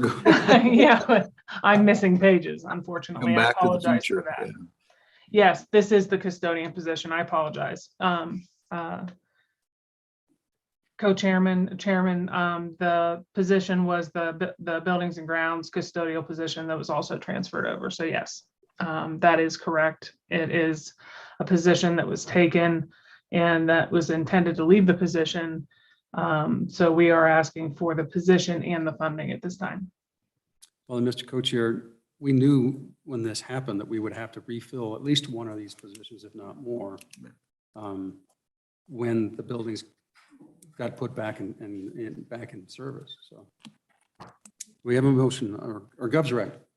Gov's right. All those in favor say aye. Aye. Those opposed? No. That motion carried. Mr. Chairman, the next unit for your consideration is trades management, appears on page 77.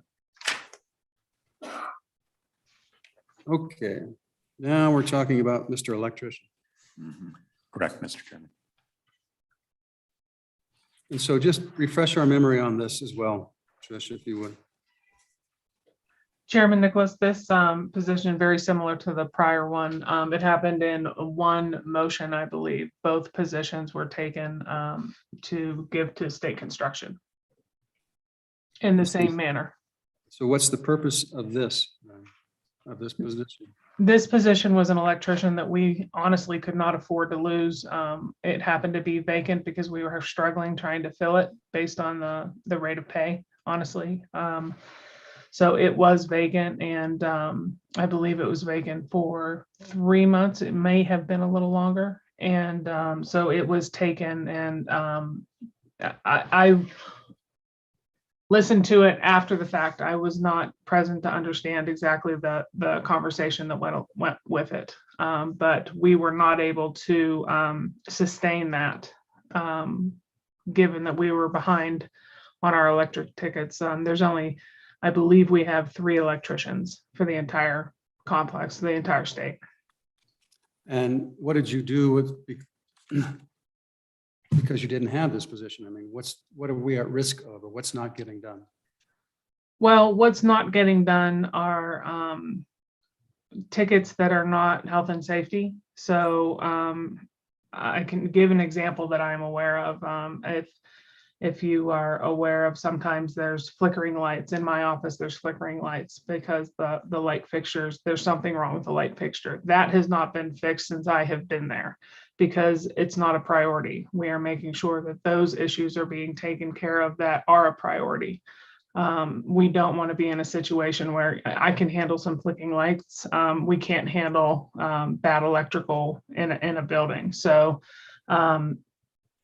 we have tried to move things around to try to get rid of other positions that we need to see if we can get an electrician in a different position. Example, reclass a vacant position that just left, save a secretary position, reclass it up, try to find the money to put an electrician or get an electrician for that position. That's what we've been trying to do.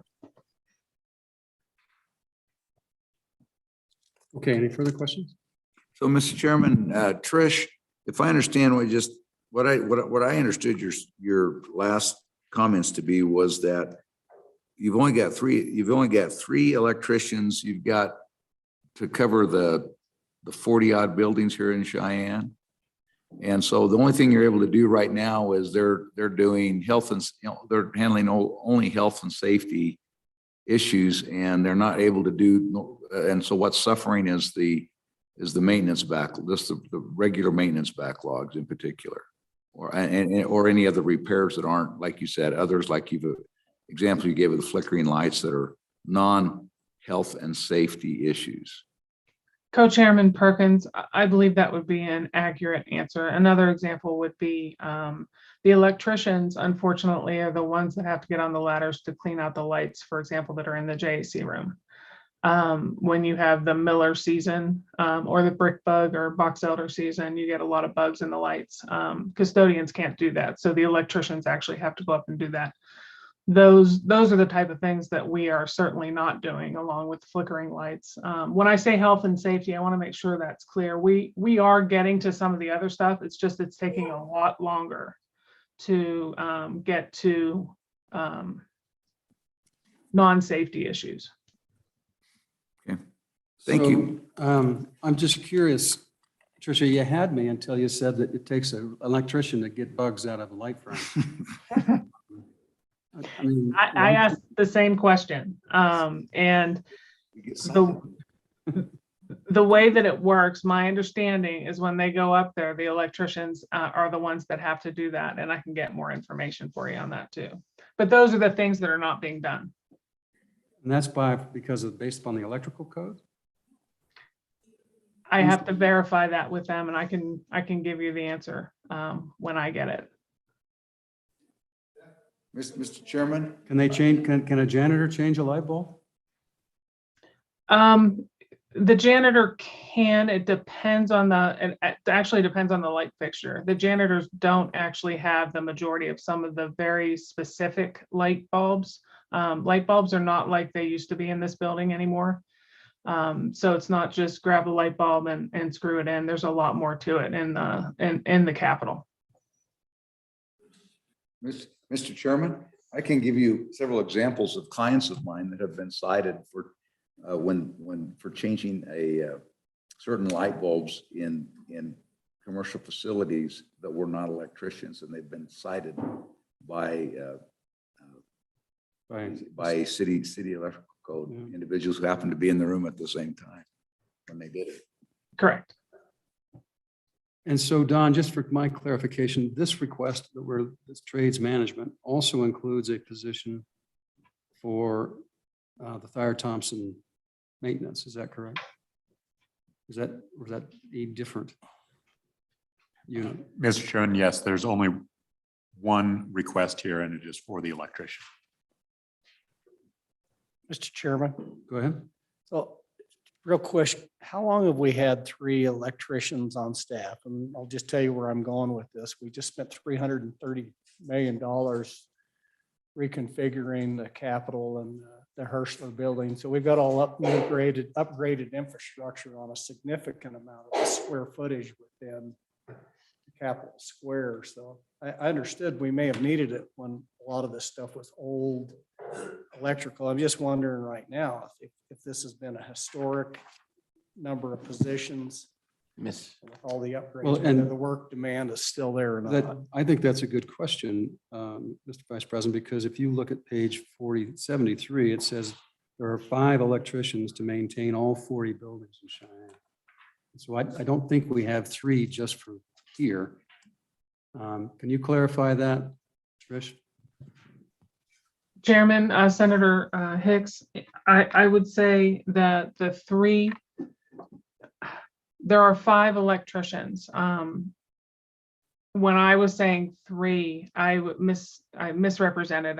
It would be 4 that we have, and the 5th one is the one that we're asking for back. And so 5 electricians. That's my fault with the 3 trying to testify, unfortunately, off the cuff. So I would say that the document is correct. I will get an information for you, Senator Hicks, on how many we have had over the past 10 years and what that looks like. But I will mention that we have expanded square footage significantly, not just in the Casper building, but we have the labs out. We have the liquor warehouse.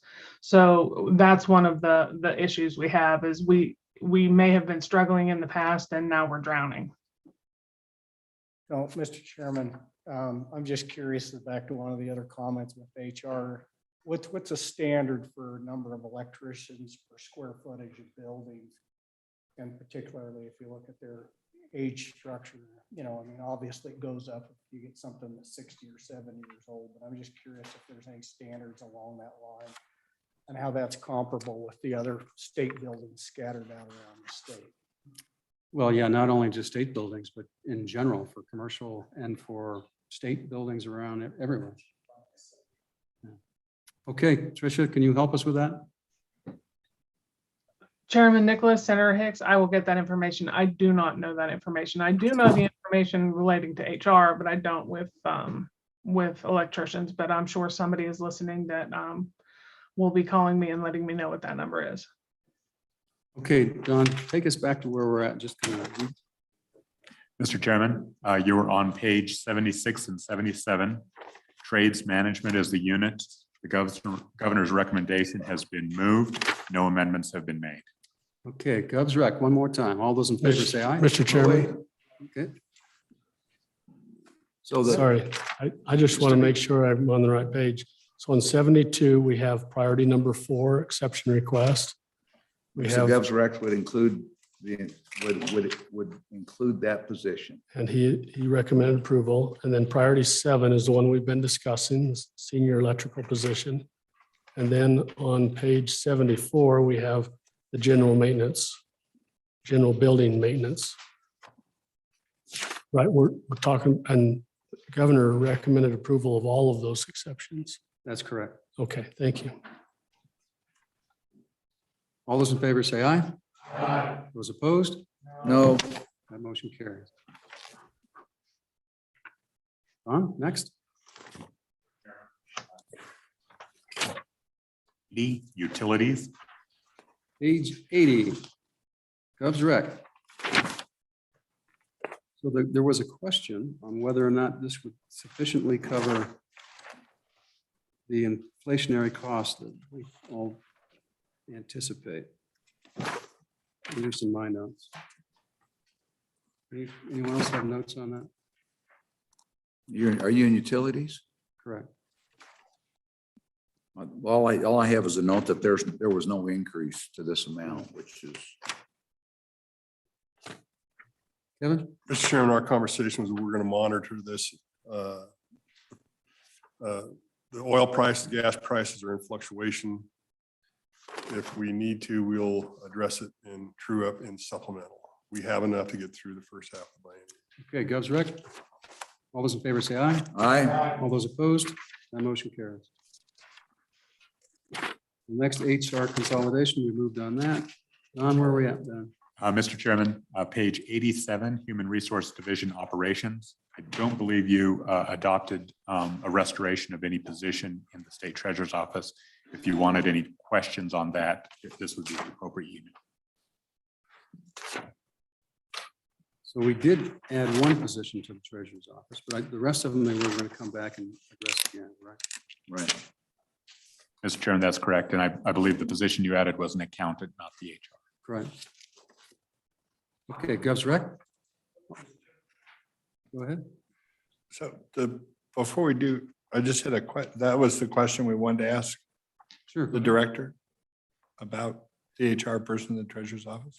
Is now the time to ask that? Well, Don's not here again. No. Trish. And Trish. Director Bach. Okay, yeah.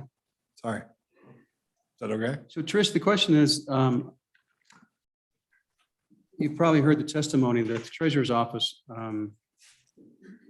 was not really happy with losing their HR person.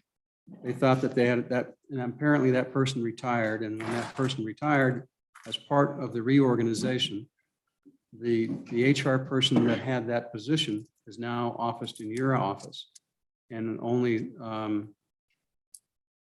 provides services to them, but it's no longer housed in the Treasurer's Office. Does that ring a bell for you? Chairman Nicholas, it absolutely does. Unfortunately, I got a secondhand of what the questions and what the discussion was, so I think I have a decent handle on it.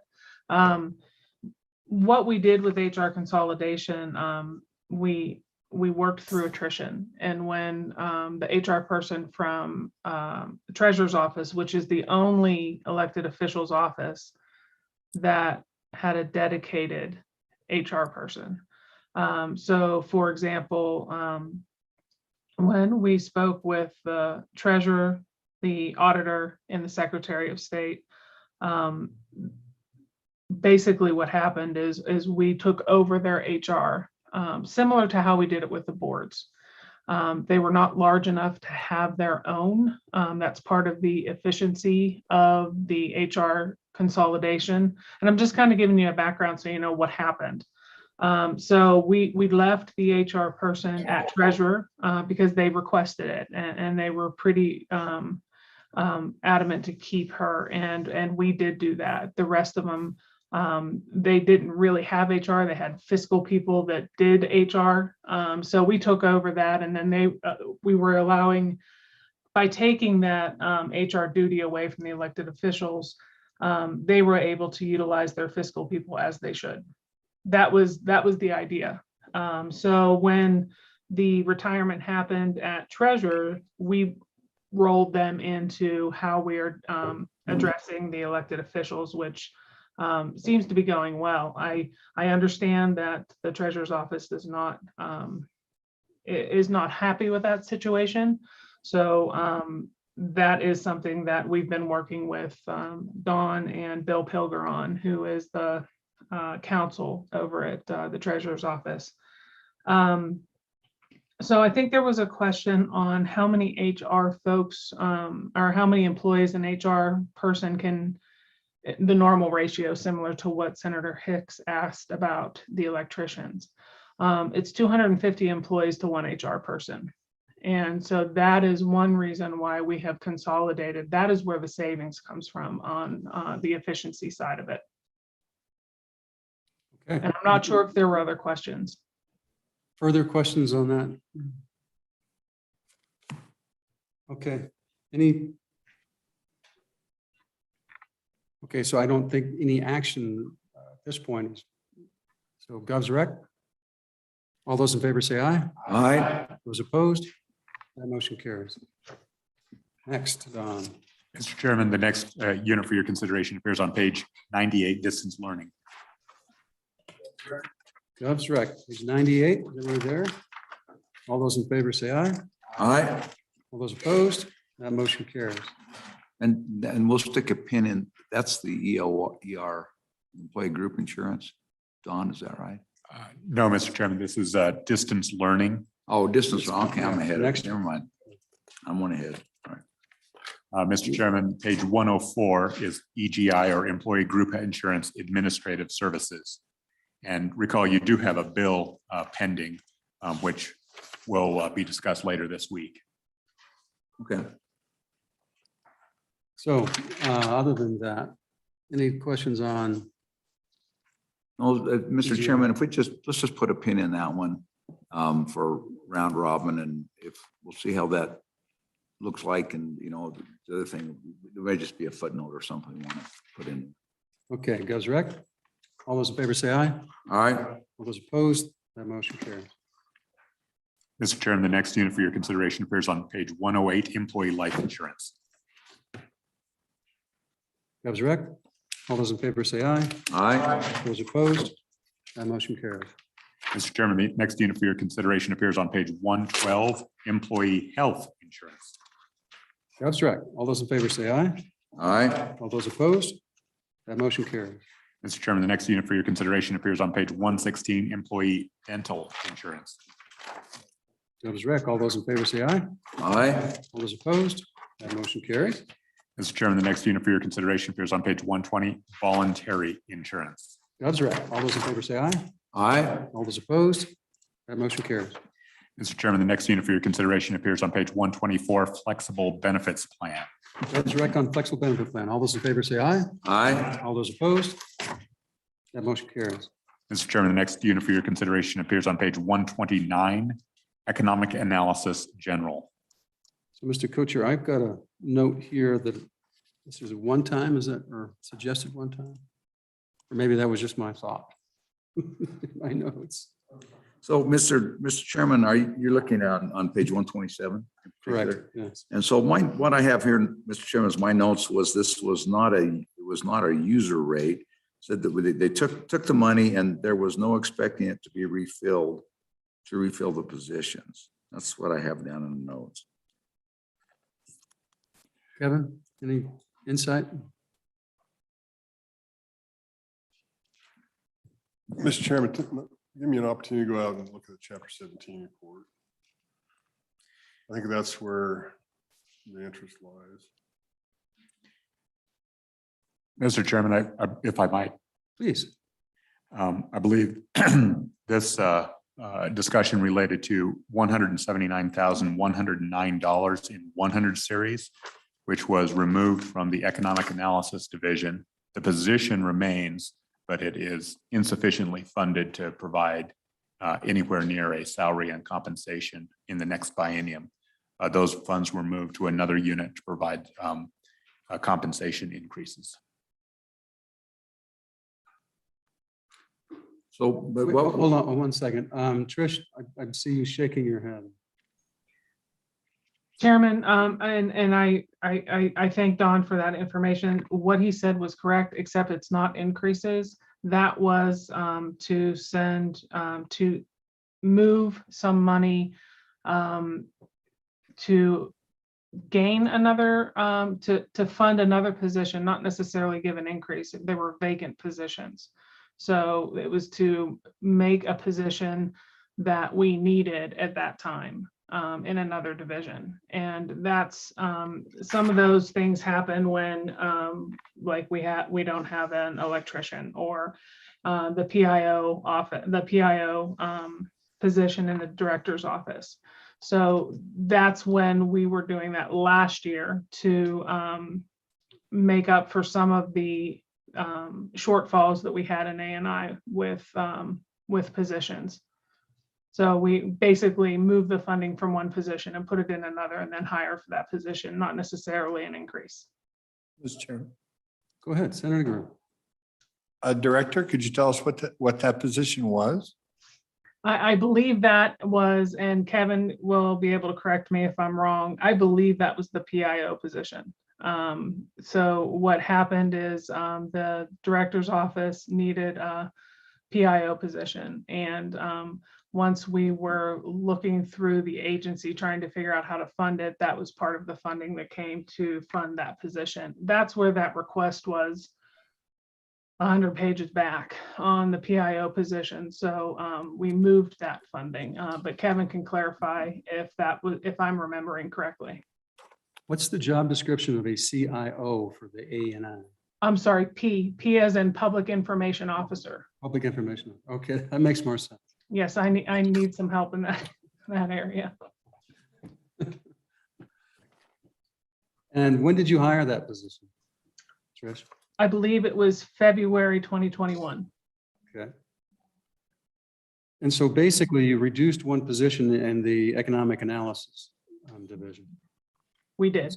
And so did you do an analysis of the impact to the economic analysis division and whether or not they needed that position or the value of it? Chairman Nicholas, absolutely. We keep the administrators involved in the discussions about that. And they know exactly what we're trying to do. And I think that although nobody wants to lose a position, I think you realize that sometimes we need the position in a different area. And that I believe is what that position did. Senator Groom. Thank you, Mr. Chairman. Did we have a PIO before, or was that just a totally new position, or what was the story there? We did not have a specific PIO position before. It was kind of farmed out to a bunch of different positions, which was not working. Mr. Chairman, Thank you. Representative Stitt. for the director, just so I understand, it sounds like we're saying that we took someone who does economic analysis, got rid of that position and replaced it with a public information officer. Is that what happened? Right. Chairman Nicholas, Representative Stiff, kind of, we didn't get rid of anybody. That position had been vacant. And that section, economic analysis, was working well without the position. When we were trying to figure out how in ANI, we don't have extra positions, we don't have extra money. I think our 310, when you talk about 310, we have about $40,000 to play with a biennium. That's not enough for a position. So what we have to do if something comes up and we need a PIO position, we get together as a team to figure out how we do that. So it's not necessarily cutting a person. We move the funding for the position to the director's office for the PIO for every section. So that person works for all the administrators. Okay, further questions? All right, back to the question. Gov's rec. All those in favor say aye.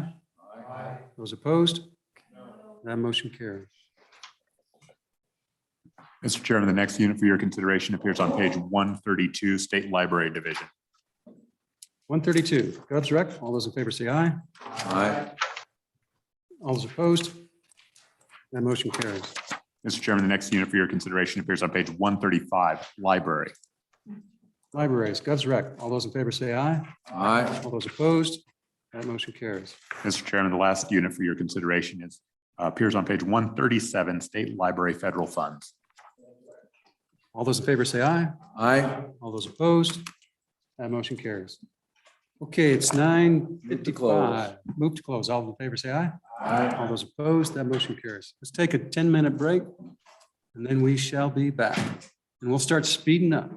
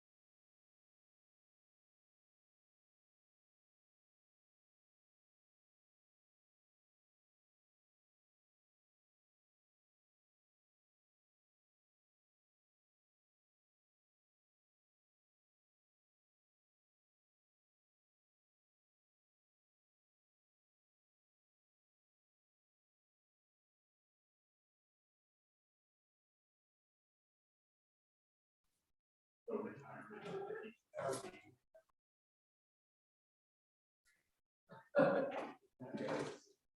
right.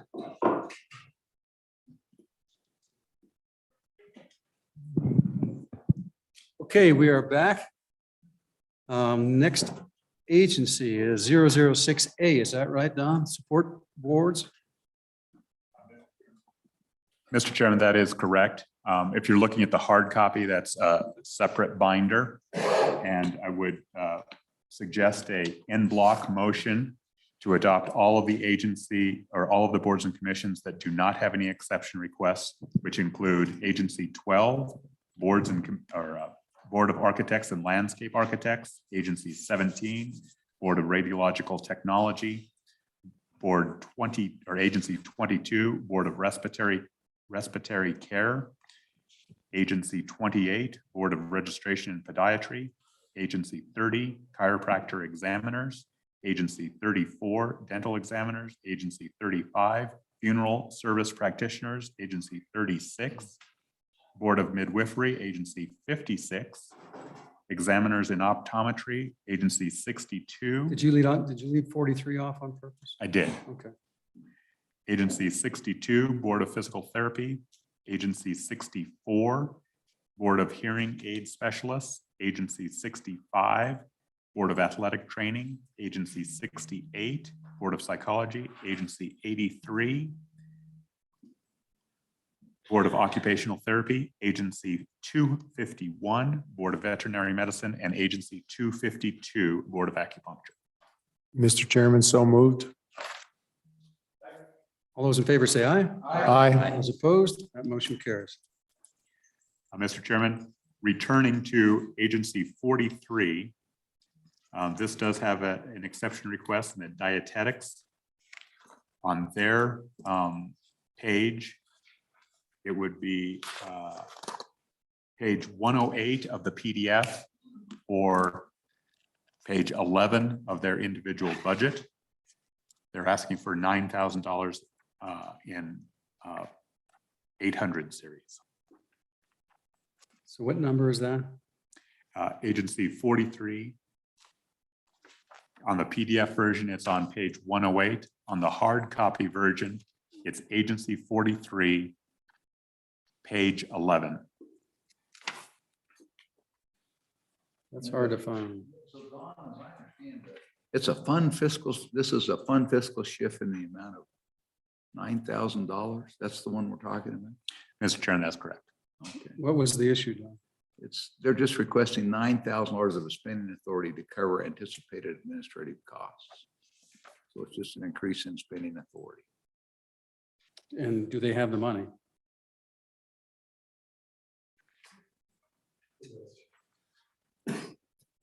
Mr. Chairman, they do have a balance of $63,000 and their estimate of their revenues going forward continue to hold that balance at or above 57,000.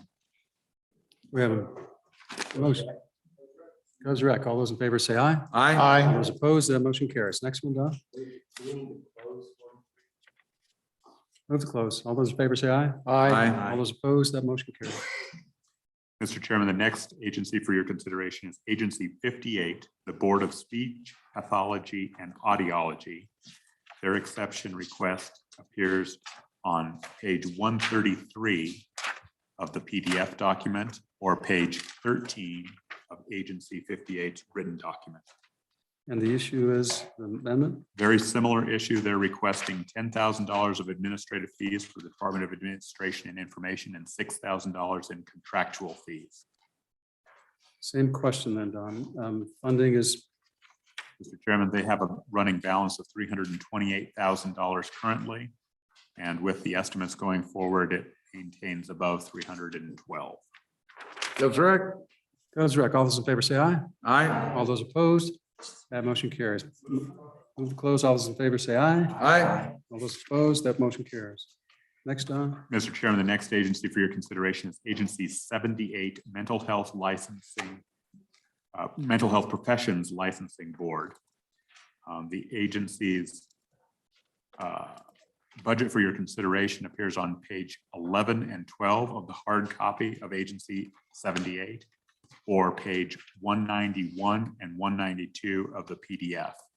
This agency is requesting $39,946 for administrative expenses, and their existing balance is $367,000.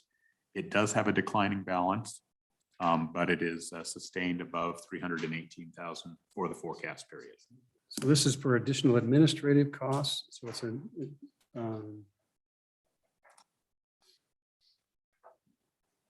Mr. Chairman, these are largely B11 cleanups. that's what it looks like. Yeah, B11's already happened. Don? Kevin, right? Mr. Chairman, yes, this is B11 cleanup. That's right. All those in favor say aye. Aye. Those opposed, that motion carries. Motion opposed, all those in favor, go ahead. All those in favor say aye. Aye. Those opposed, that motion carries. So general question, Mr. Chairman, if I may.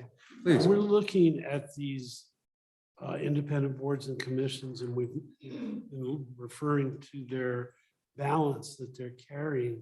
To what extent do we want to be monitoring that? Going back to speech pathology, I think it was, their balance is something like 3 times their annual expenditure. And so that would imply that their fees are, do we care? Or is that their internal business? That's audiology or pathology? I'm sorry, I couldn't hear you. No, joking. Well, let me see if I can speak quicker and that way. I'm trying to think that there are only a limited number of audiologists in the state. So they got nice fees. I guess, it's more of a general question though than specific to a particular board. Mr. Chairman, Well, go ahead. we use a rule of thumb that we don't want them necessarily be below a year or year and a half level. And then on the top end of this, if we recall a possible interim topic about reviewing fund balances like we did in 2014, 2015. So, theoretically, we probably should monitor it to some degree, or both us and the executive branch. I know on occasion we had made requests to either increase or reduce fees from certain entities based upon their expenses over time, but it's really a hit and miss product, I would say. Mr. Chairman, that is precisely right. If you take in consideration fire and electrical safety, we teed that up. We had the conversation with the governor that we needed to have a conversation about fees. When we get into those arenas, we do exactly that. We do look at the fund balances, and particularly on the low side. And on the high side as well, if it gets too large. Don, next one. Mr. Chairman, I think you need a vote on this one. I thought we did. Rack, all those in favor say aye. Aye. Those opposed, that motion carries. Motion to close. Move to All those in close. favor say aye. Aye. All those opposed, that motion carries. Is there one more? One more, Mr. Chairman. Agency 79, the Board of Nursing Home Administrators. The request appears on page 207 of your electronic copy and pages 15 and 16 of Agency 79 of the hard copy. This is a little bit different. They're requesting a reduction of authority to spend $49,000 in 3 different areas: for board travel and for administrative oversight from A&I and for contract expenses. And it looks like, if you look at their estimates, they're going to go from 117,000 down to 20,000 in 2 biennia, Mr. Chairman, that is correct. which means they're spending now more than they take in. Is that correct? That's correct. So, the question is, should we do this? Well, Mr. Chairman, this would assist them. This is reducing. Oh, their because they're authority so reducing. Oh, so they can. spend less. so that- yeah, okay. right. It doesn't seem to balance it, but it's a step in the right So direction. this is what Kevin was just talking. Gov's rec. All those in favor say aye. Aye. Those opposed, that motion carries.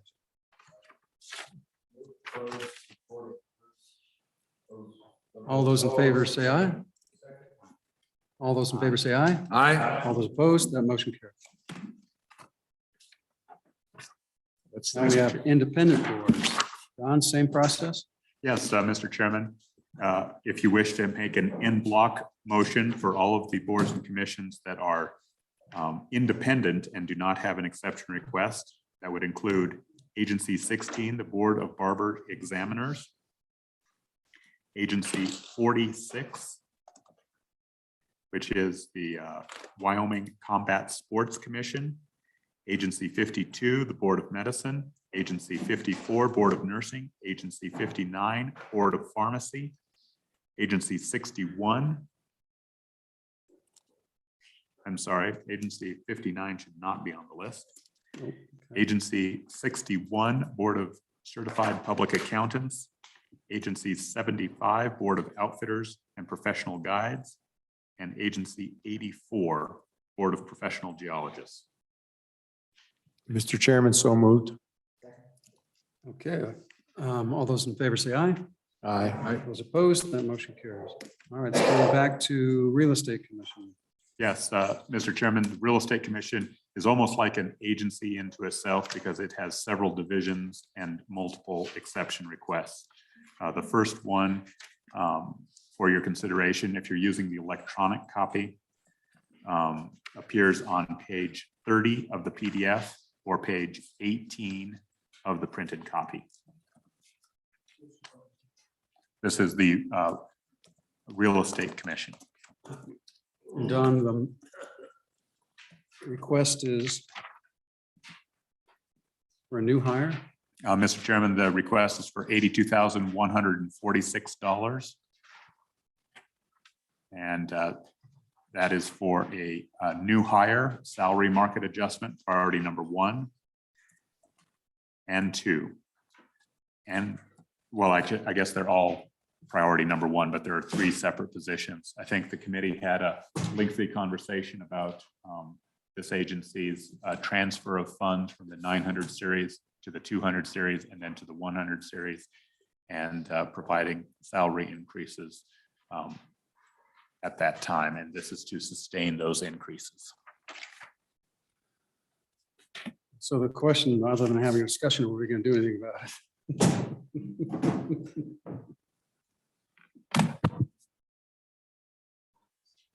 Yeah.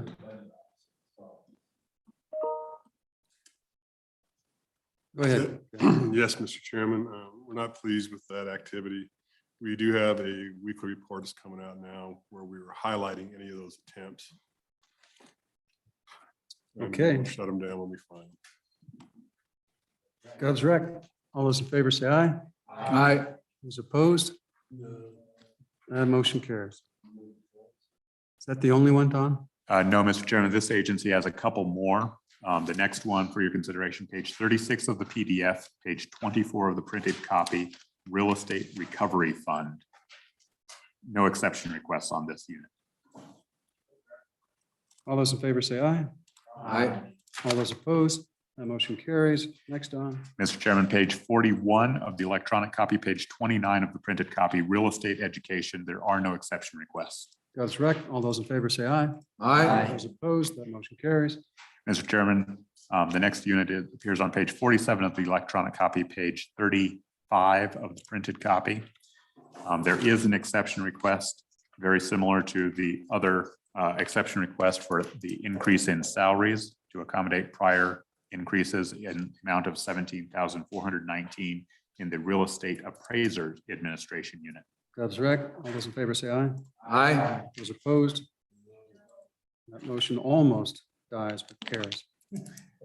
Mr. Chairman, the next unit for your consideration appears on page 53 of the PDF, page 41 of the printed copy, Real Estate Appraisers Education. There are no exception requests. Gov's rec. All those in favor say aye. Aye. Those opposed? That motion carries. Mr. Chairman, the last unit for the Real Estate Commission appears on page 59 of the electronic copy, page 47 of the printed copy. appraisal management. There is an exception request of $7,702. It is also for a salary increase previously authorized. That's $7,000 for salary market increase. All Govs rec, all those in favor say aye. Aye. Those opposed? That motion almost fails again, but it carries. Move to close. All those in favor say aye. Aye. Those opposed? That motion carries. Next, Mr. Chairman, the next agency is Professional Teachers Standards Board. Okay, the agency is number 19 on the electronic copy, page 78, on the hard copy, page 18. This is the Professional Teachers Standards Board unit, and the request is a fair bit more involved. There are three priorities there. The first priority is to transition an AWEC to an FTE. This would have been captured in your global motion earlier today. The second request is for $494,000 of their own funds for education credentialing system, educator credentialing system. And finally, on page 18 is a salary market adjustment to sustain reclassification made in the prior biennium. my recollection is that they've asked for this educator credentialing system before. Is that accurate?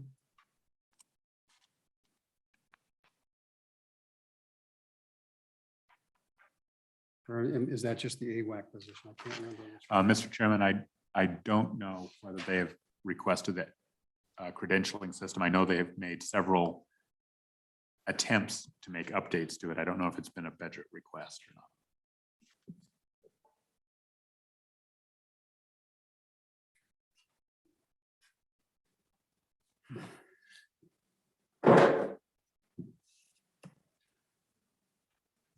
Mr. Chairman, I do not believe they've asked for the credentialing system before. What I remember about the testimony was they'd asked for this. This is gonna, this provides them with the ability to have a member portal. It provides communication. It allows them to communicate with their people automatically. It also allows them to communicate with colleges and UW. So anyway, that's what I remember about it. Okay, Move Govs rec. Govs rec. All those in favor say aye. Aye. All those opposed? That motion carries. Mr. Chairman, that concludes the Professional Teacher Standards Board. Motion to close. All those in favor say aye. All Aye. those opposed? That motion carries. Mr. Chairman, the next agency for your consideration is the Board of Cosmetology, Agency 33, appears on page 94 of the PDF, page 15, excuse me, of the printed version. And this is, What's the page on the PDF? 93. 93, thank you. so this is the credit card keys, boss? Mr. Chairman, I believe there are three requests. Right. One is for replacement of computer equipment, which would have been covered in your global amendment. The second is for cost of examination supplies in the amount of $6,700, excuse me, $3,000. And then cost of credit card processing fees in the amount of $9,000. Govs rec. All those in favor say aye. Aye. All those opposed? That motion carry. Motion to close. All those in favor say aye. Aye. All those opposed? The motion carries. Mr. Chairman, the next agency for your consideration is the Parimutuel Commission, which is Agency 38. It appears on page 126 of the PDF and page 32 of the printed copy. This one is more significant. It is a request for 6 employees. Well, actually, there are a total of 13 priorities, so I'll let you. Go ahead and walk us through it. Okay, there's a request for a program manager supervisor. It appears on page 16 of the printed copy, page 109 of the PDF. Next, there is a request for a senior inspector, salary compensation and the authorized FTE. The third priority is for an office support specialist. The fourth priority is for office space lease increase. They would like to reduce this to $48,152. So a appropriate motion for this would be to reduce the Govs Rec by $36,848. Mr. Chairman, I move that we remove the Govs Rec strictly with, and this is on the office space, lease increase priority number 4 to, how much was the amount? 60? 48,152. All those in favor say aye. Aye. Those opposed, that motion carries. So what's the Govs Recs on all these additions? On the positions? Mr. Chairman, going back to the program manager, the governor approves the office, or excuse me, the senior inspector. On that position, it already exists, but it's an AWAC, my notes have, is that right? Just converting it to a permanent position. The office support specialist, the governor is approving that. Next, we have a senior accounting analyst. The governor denies this request for $211,000. Priority number 5 on page 19 of the printed copy, 114 of the PDF. Don, I don't have it. What was Mr. Moore's rationale for this when he testified? Mr. Chairman, on page 19, the accounting function, currently we're having A&I facilitate them, a lot of the Wolf's work, et cetera. So we denied it predicated on them having A&I do those things that are enterprise common, like accounting, but for auditing and inspectors, those things we approved.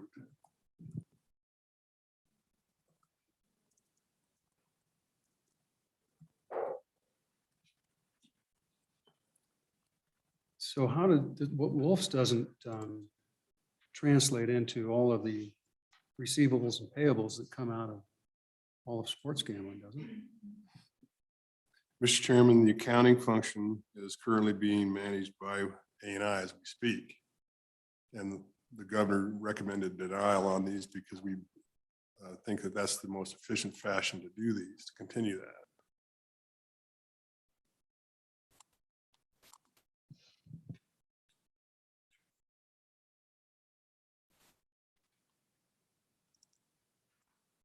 Then he did approve the request for a senior auditor.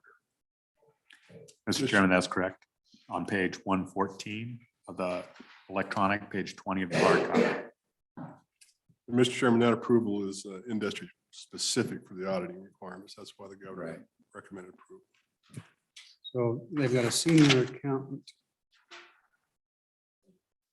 And a senior accounting analyst. So he denies both of the accounting positions.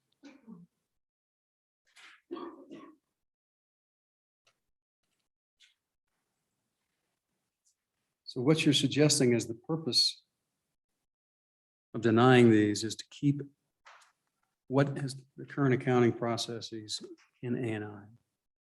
Mr. Chairman, and leverage A&I, similar to the fact that we do leverage them for supported and standalone boards.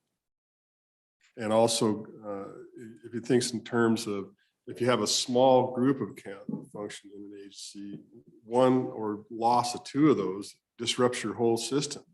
Where in A&I, where you have a larger expanse and cross-training and already have a full understanding of the processes and rules, et cetera, then you put yourself at lower risk. Also, it helps with your internal control issues. Correct.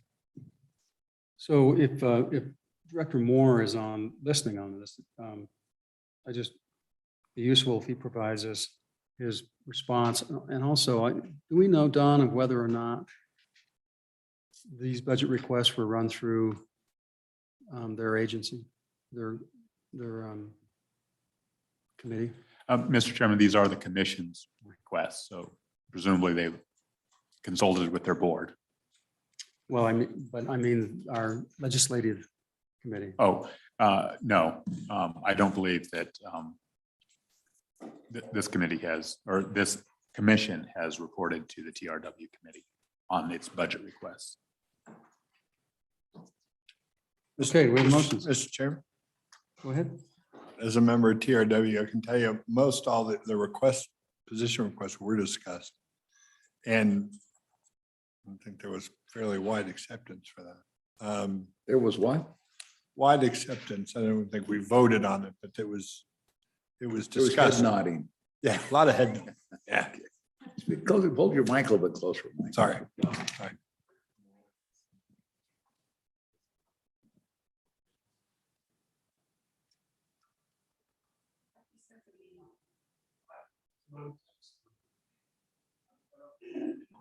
Okay, keep going, Don. And then there's like, looks like there's other exception requests that were denied, out-of-state travel.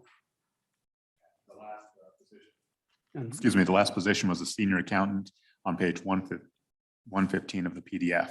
It was denied. The next request was for a records management system upgrade for $5,000. That was approved. The next priority was priority number 9 for a record management system upgrade Breeders Award Fund system for $5,000, page 117 electronic copy. That was approved. Priority number 10 was for contract services in the amount of $117,000. That was approved, page 118. Priority number 11, out-of-state travel for commissioners of $20,000 was denied by the governor on page 119. Priority number 12, the department budget market adjustments for salaries approved in April of 2020 for $112,000 was approved by the governor on page 120. And on page 121, electronic copy priority number 13, the criminal history record checks request for $50,000 was also approved. okay, I'm sorry, there's more. There's more. Right. Priority number 14, mandatory local government payments. This is to avoid a recurring B11. It would be subject to your global amendment in the amount of $6 million. And statutorily or quarterly transfers to the LSRA in the amount of $1.6 million.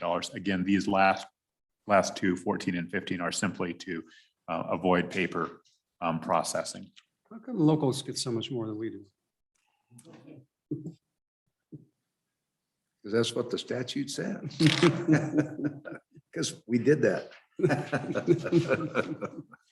Because my amendments died. Let it go, Bob. Okay, do we have a motion on all the exception requests as directed? Gov's rec. Okay, Gov's rec. All those in favor say aye. Aye. Those opposed, that motion carries. Motion to close. No, Mark, Mr. got Chairman. more? No, not yet. There is an additional unit, the Wyoming Breeders Award Fund on page 38 of the printed copy, 132 of the PDF. There is no exception request. Gov's rec. All those in favor say aye. Aye. All those opposed, no. Mr. Chairman, the next unit for your Hold on, consideration. we have Director Moore. Come on in. Director Moore. Yes, good morning, Chairman. The question was on the governor's denials for the accounting positions. And the logic is that there is a general preference from the executive branch to keep that accounting function within A&I. So that number one, for accountability, number two, for just to not have a small office that if you lose someone, you lose your functionability. And so what's you as director, what's your 2 cents on that? Yes, thank you, committee members. Thank you, Chairman Nicholas. We are currently working with A&I Accounting Division to provide us some additional services and provide those accounting positions. So I think we're definitely moving forward in that vein. So I think at this point in time, I believe that we are in good shape, I guess would be my final comment. Okay, I have another question just on your Wyoming Breeders' Cup Award Fund. Third hand, I've heard that every horse wins, and then if you have, and it's hard to get outside horses in on those races. So the folks that have their horses in those races make a substantial amount of money, even if you don't place on a regular basis. Is that a fair characterization that I've been expressed to me? Again, thank you for the question. And Chairman Nicholas, the Breeders' Award Fund, the participants, there is a finite number of participants. And it is, the money is distributed pursuant to our rules on a point system. So those points are valued high. And yes, there are limited opportunities. Currently in statute, I believe they're required to offer one Wyoming bred thoroughbred race a day and one Wyoming bred thoroughbred or quarter horse race per day. So, you know, and filling those races with the conditions of the race sometimes become a bit of a challenge. And yes, the Wyoming bred program, they are wanting more, and we are getting very close to needing more opportunities for those horses. And you get points just by having a horse in a race, right? So you come in last place, you get points. Chairman Nicholas, yes, you have to participate in the race to get those points. And then those points are distributed to the breeder, the owner, and of the mare, and the owner of the stallion as well. So could you provide this committee with the payouts for your Breeders' Cups for the last 2 years and by horse and owner? So we can see how much is being paid out. And because the real question is this a kind of a special program that so that Breeders' Cups tend to be better off and better awards with less work with mediocre horses if they're running? And are we getting good horses and good races going? Yeah, Chairman Nicholas, yes. And again, thank you very much for the questions and the conversation. I can have that for you. It's also posted on our website, but for convenience, we will have that to you first thing tomorrow morning when my staff is in the office, and I'll get that to you. Thank you. Thank you. Any other questions for Director while we've got him on board? Okay. Do we have motions?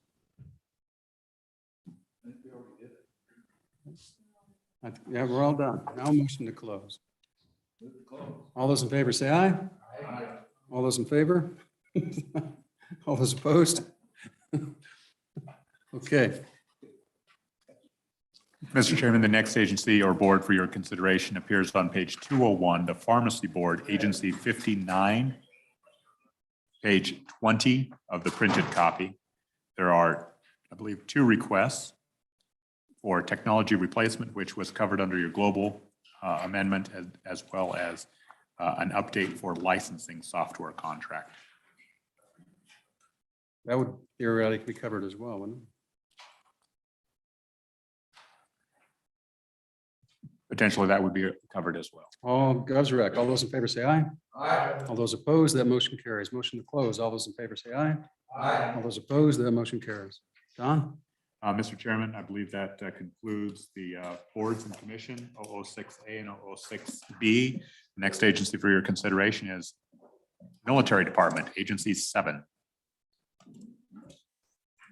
Please proceed. Mr. Chairman, the first unit for your consideration appears on page 27, State Affairs. State Affairs. Govsrec, all those in favor say aye. Aye. Those opposed, that motion carries. Mr. Chairman, the next unit for your consideration appears on page 32, Educational Assistance. Govsrec, all those in favor say aye. Aye. Those opposed, that motion carries. Mr. Chairman, the next unit for your consideration appears on page 37, Air National Guard. Govsrec, On this one, Mr. Chairman, they are requesting a section 300 to carry over any major maintenance, I believe, and to yes, on page 34, they explain it. They're requesting a section 300 to carry over major maintenance funding unexpended in the current biennium for routine facility maintenance going forward. There's also a request for a footnote, which is, I think, consistent with the existing footnote number 1 from the 2021-22 biennium, which would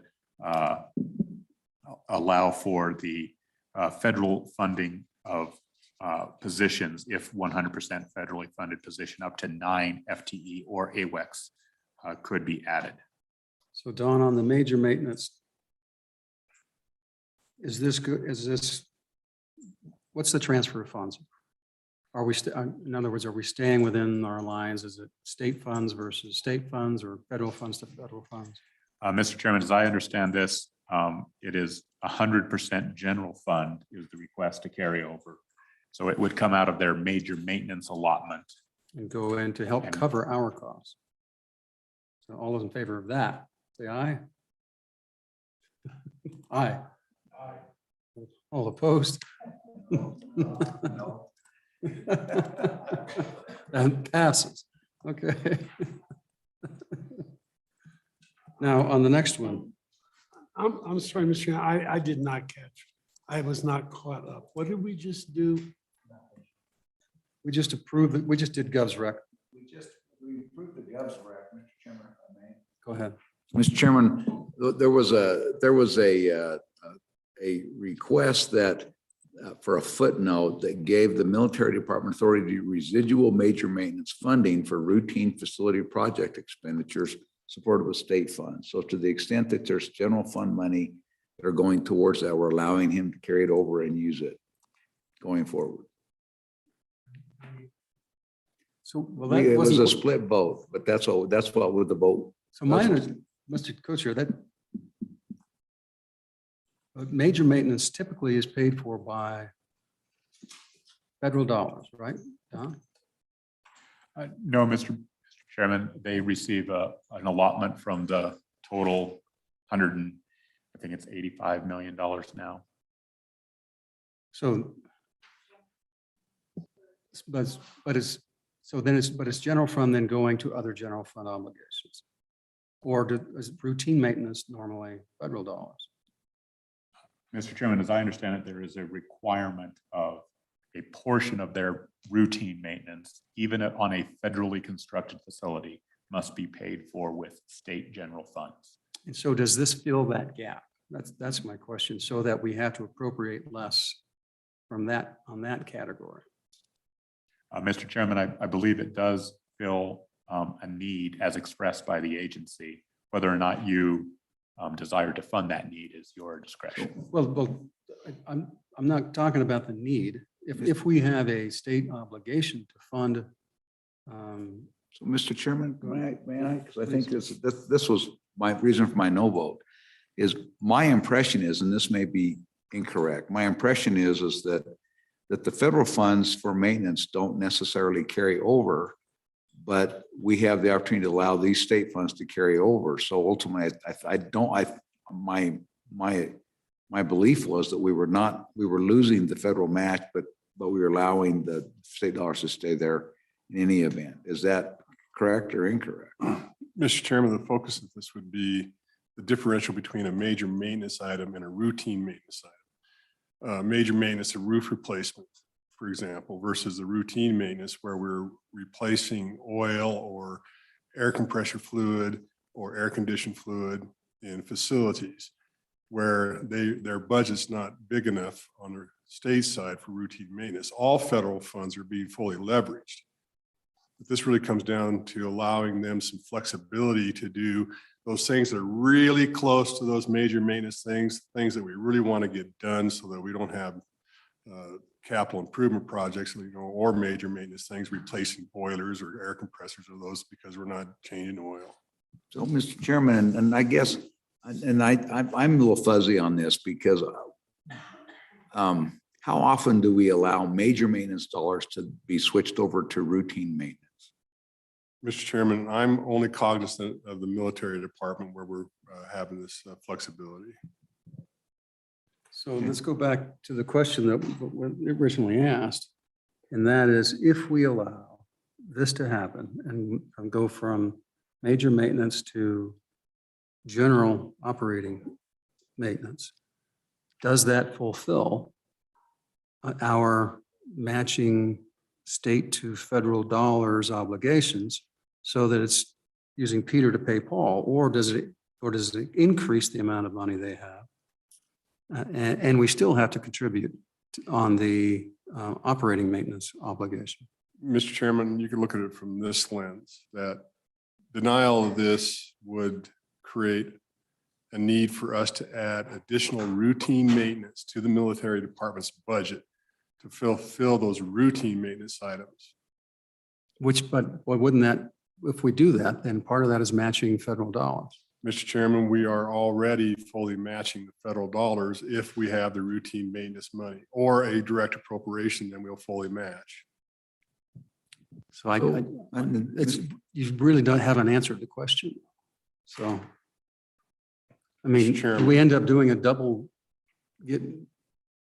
John, do you understand what my question is? And how do we know? Mr. Chairman, I understand the question. I do not know the answer. So as Mr.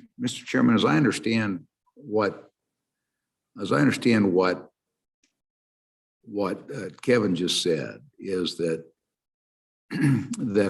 there's insufficient routine maintenance dollars. And the desire of the military department is to allow, but they have some left over. It looks like they're going to have some money that would otherwise revert. That's 3 million. That they want to go ahead and use to augment their normal maintenance. And so so that's what this essentially, that's what the request is that would do. And Mr. Chairman, I get that. I don't know why we would budget this way. I don't know why we wouldn't, if we thought that was important, why we wouldn't just take and allocate additional money directly to major maintenance so that it doesn't confuse the two issues. Mr. Chairman, this is not the first time that you've seen this. In times of scarcity, when we were working budgets, when we were cutting significantly, we just didn't have the money. So we looked for a way to keep at pace with the routine maintenance in a fashion of using major maintenance dollar for routine. That goes back to my original responses. There's two ways to do this. One would simply be a direct appropriation for the need for routine maintenance in times of plenty. In times of scarcity, this is what we established maybe last biennium, maybe even in 2016, I can't recall. So we could get the estimate for what the routine maintenance dollar would be that fully matches the federal dollars that are available for routine maintenance. And you can appropriate those directly and ignore this. Or we can proceed with this and achieve the same function. So, but how do we, other than just using times of plenty and times of not plenty, how do we modify the budget so that there's an appropriate amount for what they need from ongoing maintenance? The narrative just says that they increased square footage by 355,000. So Mr. Chairman, we could ask the agency what their routine maintenance need is, and then you can make a direct appropriation for that routine maintenance. Again, we didn't have money to do all this in the past.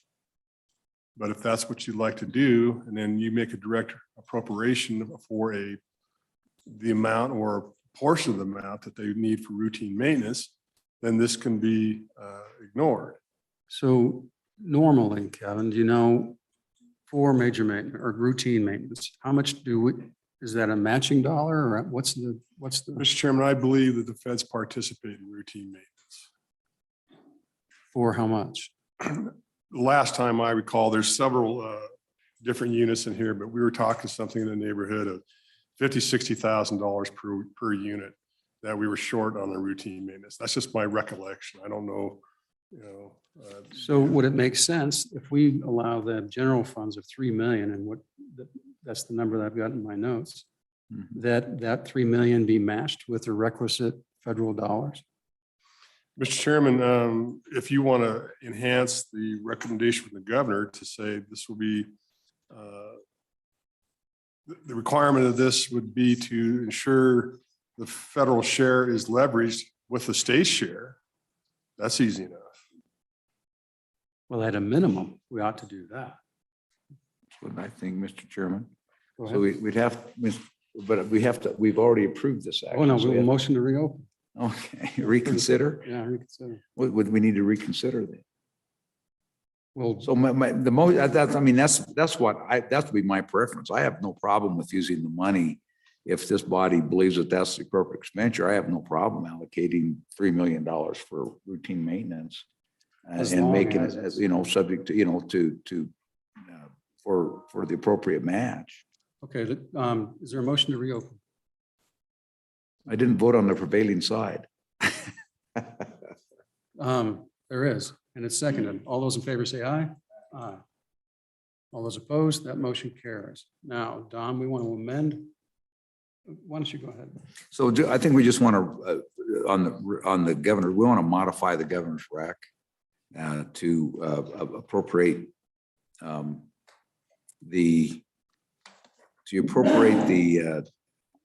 to appropriate $3 million. Or 3 million. what's that? Up to 3 million. Up to $3 million, right? So so that what we're doing is, I guess what we're actually doing is we're making the reversion, whatever reverts that would be eligible, whatever reverts from the major maintenance, we're going to reappropriate that for regular maintenance or routine maintenance. And, to provide the match of federal dollars for routine maintenance. Yeah, and subject to Subject to, the Yeah, federal subject- matching guidelines. yeah. Does that make sense? Mr. Chairman, it does, but let me clarify one thing. Are you using this, the source of the $3 million is from major maintenance reversions or new general funds? Just let's make it new general funds. And then we'll then just no allow- carryover of. major- Right, and we'll just allow the reversion for major maintenance. Mr. Chairman, Does that make sense, Kevin? Mr. Chairman, yes, and I'm just blind to the total statistics on the 3 million and what the routine maintenance need is. So if there's a hiccup on that, just get back to us and we'll fix it on the round robin, I think. Mr. Chairman, I just have a question about the number, why we're picking that number on page 37 under series 201, real property repair and maintenance. The line item is $479,000. And so is the effect of this motion to increase that number by $3 million? I don't quite understand exactly what we're doing. It may end up increasing it substantially more than that, because if there's federal match, it may be significantly high. And Mr. Chairman, and this is for just routine maintenance. I guess, as the agency said, we really need this because we can't put Freon or whatever coolant into the air conditioning systems. I mean, Mr. Chairman, the advice on coming back on round robin is solid. If we can provide you what the real need is for routine maintenance and what the federal dollars would be for that increased ability to match more federal funds, if that's available. But we'll get you the statistics on what the real cost, what the estimated cost of the routine maintenance is Mr. Chairman? by unit and division, because it's spread in here. Mr. Chairman, I think the reason it's probably happening is in large part because we've replaced so many of the facilities around the state that my guess is major maintenance demands are down. But with the substantial increase in stuff, the routine maintenance numbers are under, where there's not enough money to carry out the routine maintenance to keep those buildings going. So it's important that we have that to maintain the investment we've made in all these we've done armories and all kinds of stuff all over the state over the last, I don't know how many we built, probably close to 10 or 11 new armories in the last decade. So that would be my guess. Yes, Mr. Chairman, and the credit goes to the military department, because they know the restraints on what the major maintenance is, and they know they have a routine maintenance need, and those routine maintenance are so close to major maintenance at times. And like we said, this was done in previous years because of scarcity of funds. So we'll get the statistics by division, by unit, what the appropriation would be, both state and federal, for their routine maintenance need, and address it in that fashion. Okay. And we'll just leave this as a placeholder for now, Mr. Chair. Yep, that sounds great. Okay. Okay, go ahead.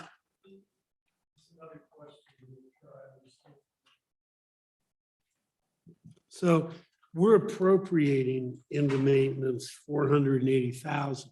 The existing balance from carryover is roughly 3 million. Is No. that correct? Mm-mm. Mr. Chairman, I don't believe so. Mr. Chairman, while Kevin's looking. So again, so the real property repair and maintenance, that's the regular maintenance number. That's not the major maintenance number. My note indicates that the majority of general fund money goes to major maintenance. Mr. Chairman, I'm thinking that we're dealing with what the agency testified to us as their total amount of major maintenance that they had available through the major maintenance formula by square foot.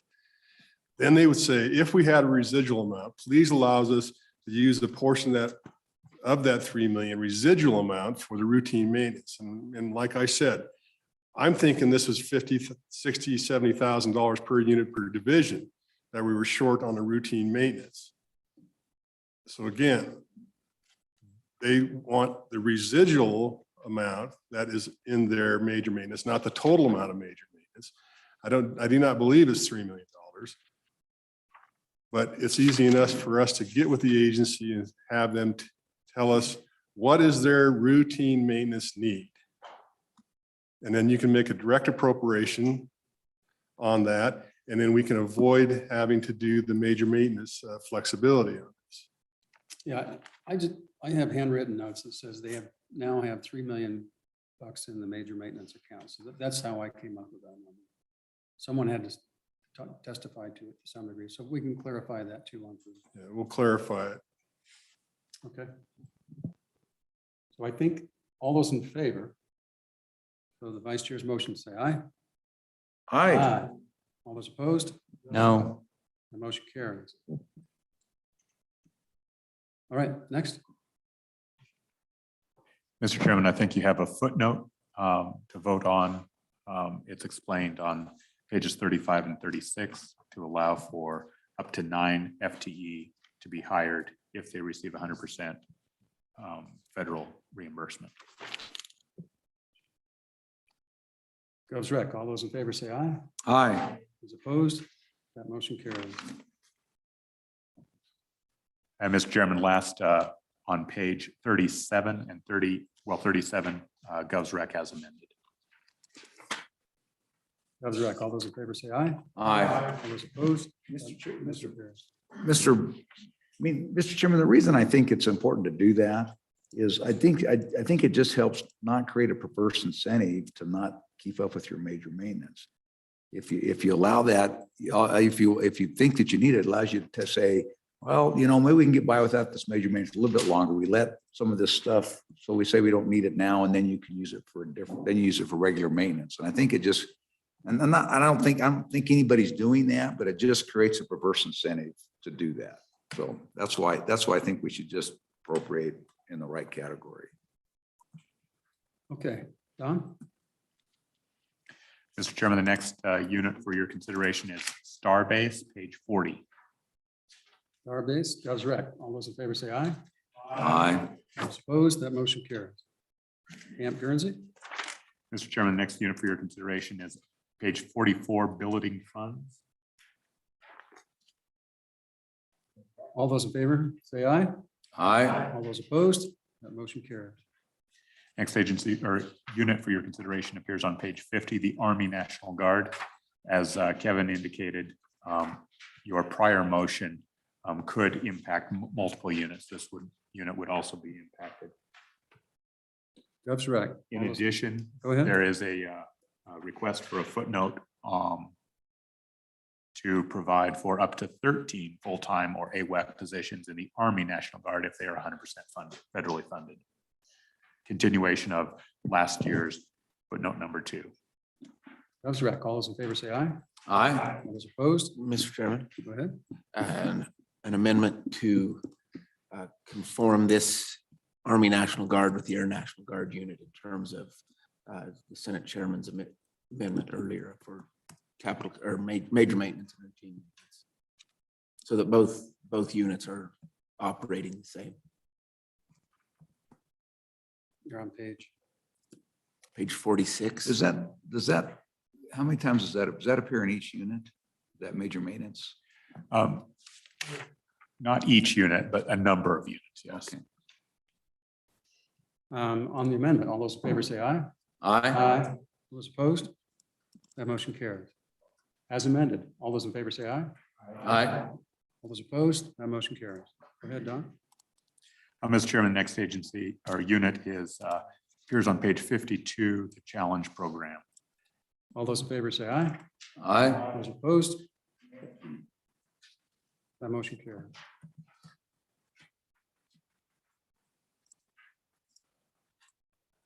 Sorry, Mr. Chairman. Next unit for your consideration appears on page 56 of Veterans Education. All those in favor say aye. Aye. Those opposed? That motion carries. Mr. Chairman, next unit for your consideration appears on page 60, Veterans Commission. All those in favor say aye. Aye. Those opposed? That motion carries. Mr. Chairman, the next unit for your consideration is page 66, Veterans Museum. All those in favor say aye. Those opposed? No. That motion carries. Mr. Chairman, next unit for your consideration appears on page 69, TAG Records Division. That's right. All those in favor say aye. Aye. Those opposed? That motion carries. Next unit for your consideration appears on page 72, National Guard Museum. That's right. All those in favor say aye. Aye. All those opposed? That motion carries. Mr. Chairman, the next unit for your consideration appears on page 77, the Oregon Trail Veterans Cemetery.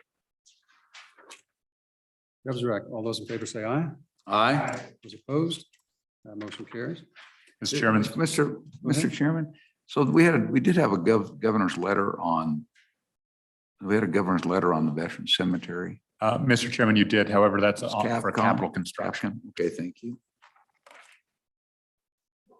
Mr. Chairman, the last unit for your consideration in the military department appears on page 81, training and non-emergent missions.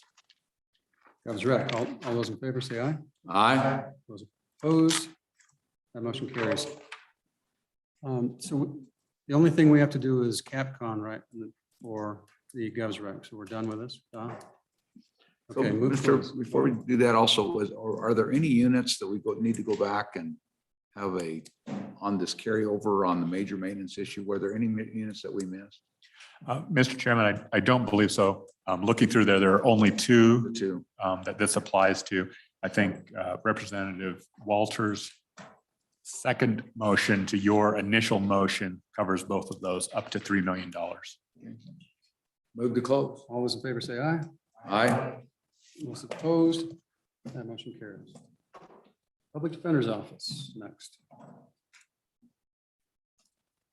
Mr. Chairman, there are two units in the Public Defender's Office. The first unit for your consideration appears on page 19, the Public Defenders Statewide.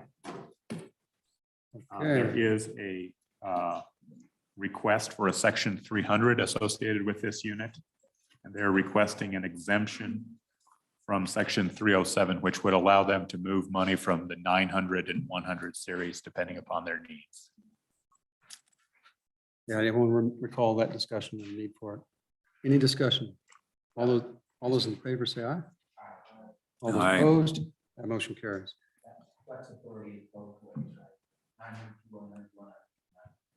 Yes, Mr. Chairman, and for clarification, did your motion include that flexibility? Yes. Thank you.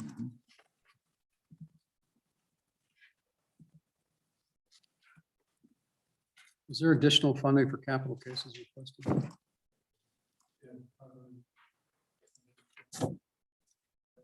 And Don, was that just to bring the balance up to standard amount?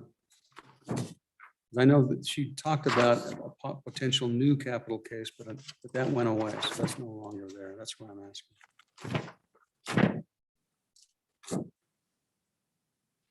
Mr. Chairman, there is a request to carry forward funds, but there's no request for new funding. Okay. How much is in that, Mr. Chairman? How much is in that? How much is the carry forward? It's 500, isn't it? 1.45, is that right? Mr. Chairman, as of last year, there was $1,062,500 in general fund. And you recall that there is a split on that 85% state, 15% local. I don't know how much has been expended Okay. more recently. Okay, I don't think any have. so Gov's rec. All those in favor say aye. Aye. Those opposed, that motion carries. Motion to close. Anything else, Don? Oh, Mr. Chairman, are you approving the use of the carryover funds? Yes. Okay, thank you.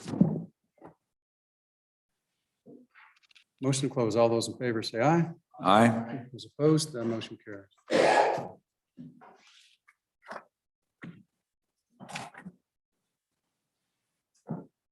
Next, Department of Ag.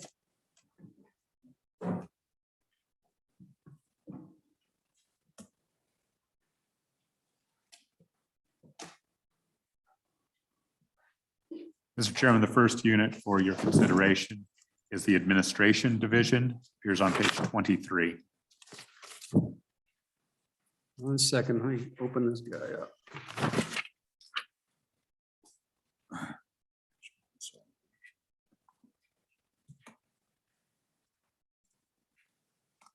Page what, Don? Mr. Chairman, page 23. Gov's rec. All those in favor say aye. Those opposed. That motion carries. Next, Don. Mr. Chairman, the next unit for your consideration is the Board of Agriculture, appears on page 26. 26, Board of Agriculture. All those Gov's in favor- rec. Gov's rec. All those in favor say aye. Aye. Mr. Chairman, the next unit for your consideration is the brucellosis task force, appears on page 28. Gov's rec. All those in favor say aye.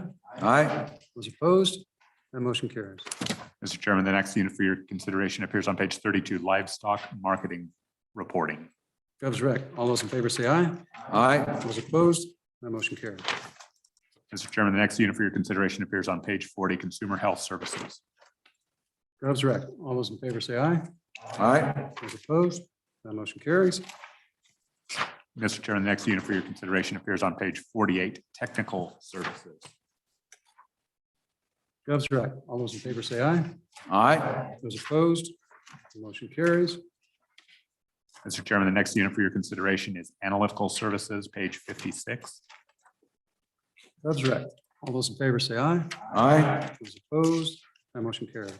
Mr. Chairman, next unit for your consideration appears on page 59, the seed lab, Park County.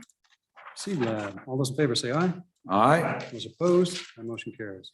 Mr. Chairman, the next unit for your consideration is page 62, groundwater SMP. Gov's rec. All those in favor say aye. Those opposed, that motion carries. Mr. Chairman, the next unit for your consideration appears on page 64, ADMB rabies. Gov's rec. All those in favor say aye. Aye. Those opposed, that motion carries.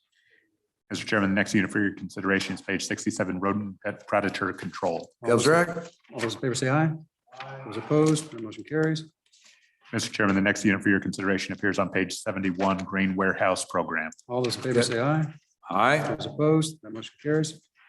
Next unit for your consideration, Mr. Chairman, is page 75, animal damage management program. Gov's rec. All those in favor say aye. Aye. All those opposed, that motion carries. Next unit for your consideration appears on page 79, CHS food license. CH2S food licenses. All those in favor say aye. Aye. All those opposed, motion carries.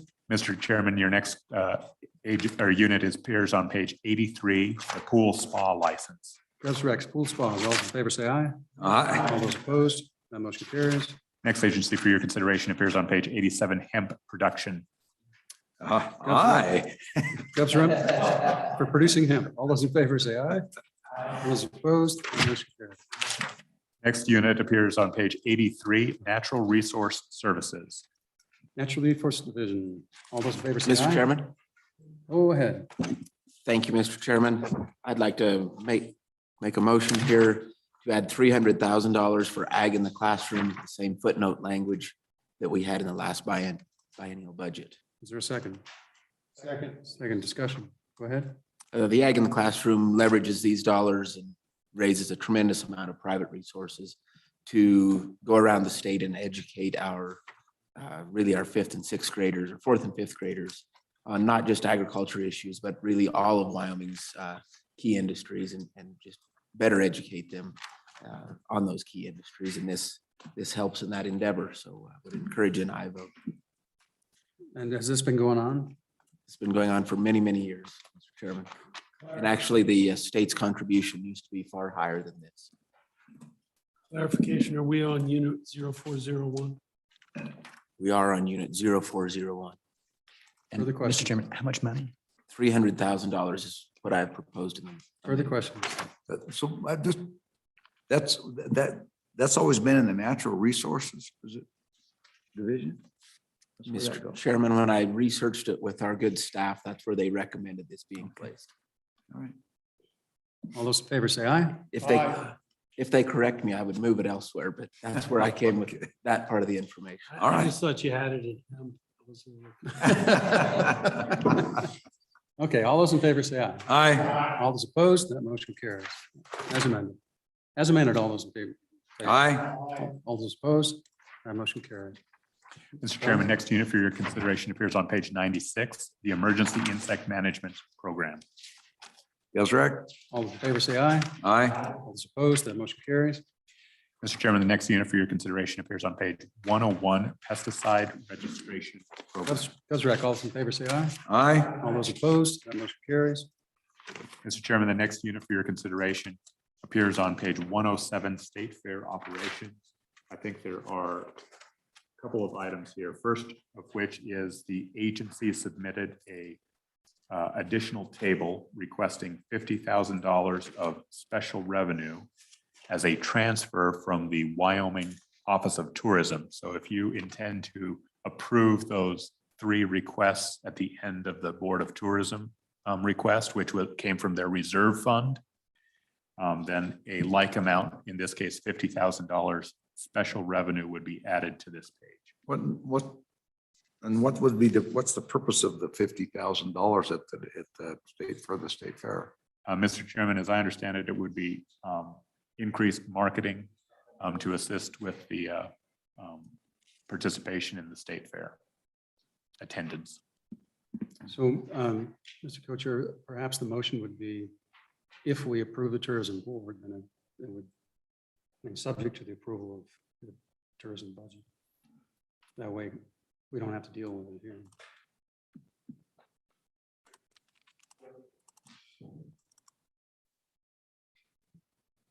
Mr. Chairman, Yes.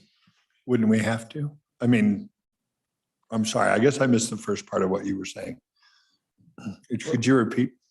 Well, I think what I think, Mr. Chairman, I think he's wondering if an appropriate motion is to, you make a move to add that $50,000 to state fair contingent upon the approval of the state, the Board of Tourism budget.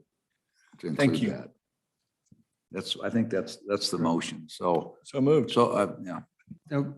So is the motion on the just that That's the alone? motion and you're a second? All those in favor say aye. Aye. Those opposed, that motion carries. Now, Don, on the first ones, we need to vote on those as well. Mr. Chairman, that's correct. So as amended, if you have any other amendments to the state Okay. fair. Any other amendments?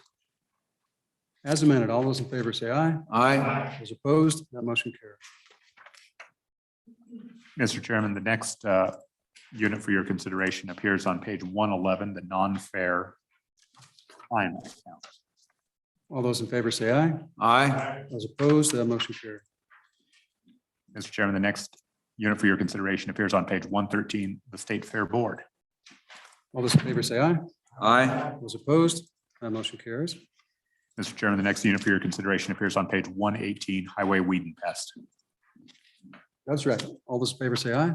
Aye. Those opposed, that motion carries. Mr. Chairman, the next unit for your consideration appears on page 123, Predator Management Program. That's right. All those in favor say aye. Aye. Those opposed, that motion carries. Mr. Chairman, the next unit for your consideration appears on page 128, the Beef Council. Beef Council, all those in favor say aye. Aye. Those opposed, that motion carries. Mr. Chairman, the next unit for your consideration is the Wheat Marketing Commission, appears on page 133. Up for the week. All those in favor say aye. Aye. All those opposed, that motion carries. Mr. Chairman, the next unit for your consideration appears on page 137, Dry Bean Commission. Oh, dry beans. All those in favor say aye. Aye. All those opposed, that motion carries. What we have against dry beans? Mr. Chairman, the next unit for your consideration appears on page 142, Leaf Cutter Bees. Leaf cutter bee. All those in favor say aye. Aye. Those opposed, that motion carries. Is that it? That's it. Motion to close. All those in favor say aye. Aye. All those opposed, that motion carries.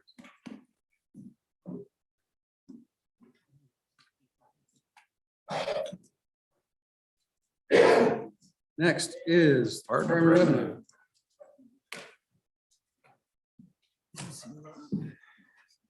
Number 11. Go ahead, Don. Yes, Mr. Chairman, the first unit for your consideration appears on page 18, Department of Revenue Administration. Okay, 18, Govs Rec. All those in favor say aye. Aye. Those opposed, that motion carries. Mr. Chairman, the next unit for your consideration appears on page 22, Streamlined Sales Tax Project. Streamline sales tax. All those in favor say aye. Aye. Those opposed, that motion carries. Mr. Chairman, the next unit for your consideration appears on page 26, Administrative Services. Administrative service. Govs Rec. All those in favor say aye. Aye. Those opposed, that motion carries. Mr. Chairman, the next unit for your consideration appears on page 30, Information Technology Division. All those in favor say aye. Aye. Those opposed, that motion carries. Mr. Chairman, the next unit for your consideration appears on page 37, Excise Tax Division. Excise tax. All those in favor say aye. Aye. Those opposed, that motion carries. Mr. Chairman, the next unit for your consideration appears on page 41, Mineral Tax Division. Mineral tax division. All those in favor say aye. Aye. Those opposed, that motion carries. Mr. Chairman, the next unit for your consideration appears on page 50, Property Tax Division. Before you, never mind, page 50, Property Tax Division. Govs Rec. All those in favor say aye. Aye. Those opposed, that motion carries.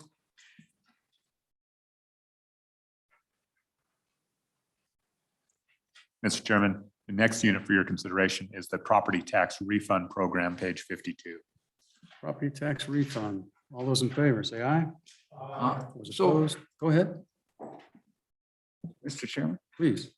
So, Mr. Chairman, I mean, on the property tax refund program, that goes to zero. That's correct, right? Mr. Chairman, that is correct. All right, thank you. We voted on it. Let's keep going.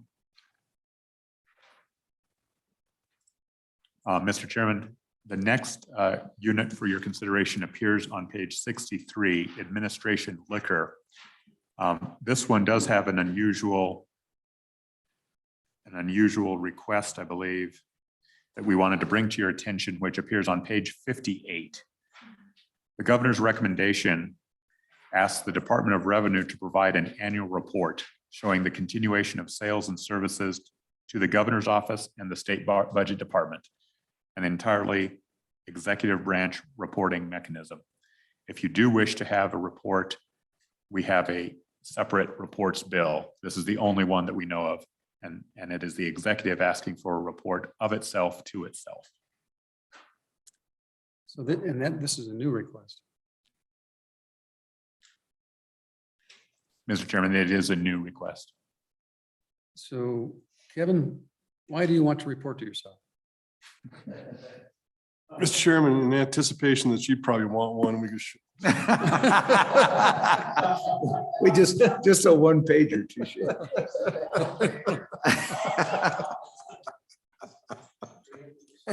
Okay, anything else in this? So, Mr. Chairman, if you wish that report, it would be a request for a bill draft. Well, we can make the Why don't we just put a footnote, and if the governor doesn't like it, he can line it out. Well, Mr. Chairman, that's exactly the conundrum we find ourselves in. The governor's initial veto message in the 2020 budget, I guess it would have been, indicated that reports were inappropriate for the budget bill. But this is his report, so I think we should just go ahead and footnote it. And if he wants to, if he wants to veto it, he can veto if he changes his mind, he doesn't have to, he can line it out. Mr. Chairman, if there is no interest in this from the legislative perspective, then we're fine just reporting. to our Actually, side. there's value to the report, particularly on what's Yeah. transpiring. So, I mean, I don't know if we need a written report. We can have them come and present to JAC next fall with the new administration on what's going on. But If you don't want, Kevin, if you don't want the report, we'll just modify and take it out. So. Mr. Chairman, as before, we're just trying to collaborate on anticipated what needs we have together. And I think we'll collaborate on, Mr. Chairman, I think we'll collaborate on this because we're all paying attention to this, so. Okay, so do we need a motion? so Mr. Chairman, I'd move to remove the governor's recommendation on priority number 6. Excuse me. Yeah, priority number 6 is where the governor's rec was. So it's to Remove accept the recommendation for the report, not remove. accept the governor's rec, but to modify. Yeah, thank you. Modify the governor's rec to delete the request for We have a report. second? Second, move in second. All those in favor say aye. Aye. Those opposed, that motion carries. Go ahead, Don. Mr. Chairman, Liquor Division as amended. As amended, all those in favor say aye. Aye. Those opposed, that motion carries. Mr. Chairman, your next unit for your consideration is page 70, Alcohol Server Training Program. For the servers, all those in favor say aye. Aye. Those opposed, that motion carries. Mr. Chairman, the next unit for your consideration appears on page 75, Liquor Sales and Purchases. Gov's rec, all those in favor say aye. Aye. Those opposed, that motion carries. Mr. Chairman, your last unit for the Department of Revenue appears on page 80, General Fund Transfers. Gov's transfers general fund, all those in favor say aye. Aye. Those opposed, that motion carries. Close the vision. All those in favor say aye. Aye. Those opposed, that motion carries. Next agency, Don. AG 14. Miners Hospital.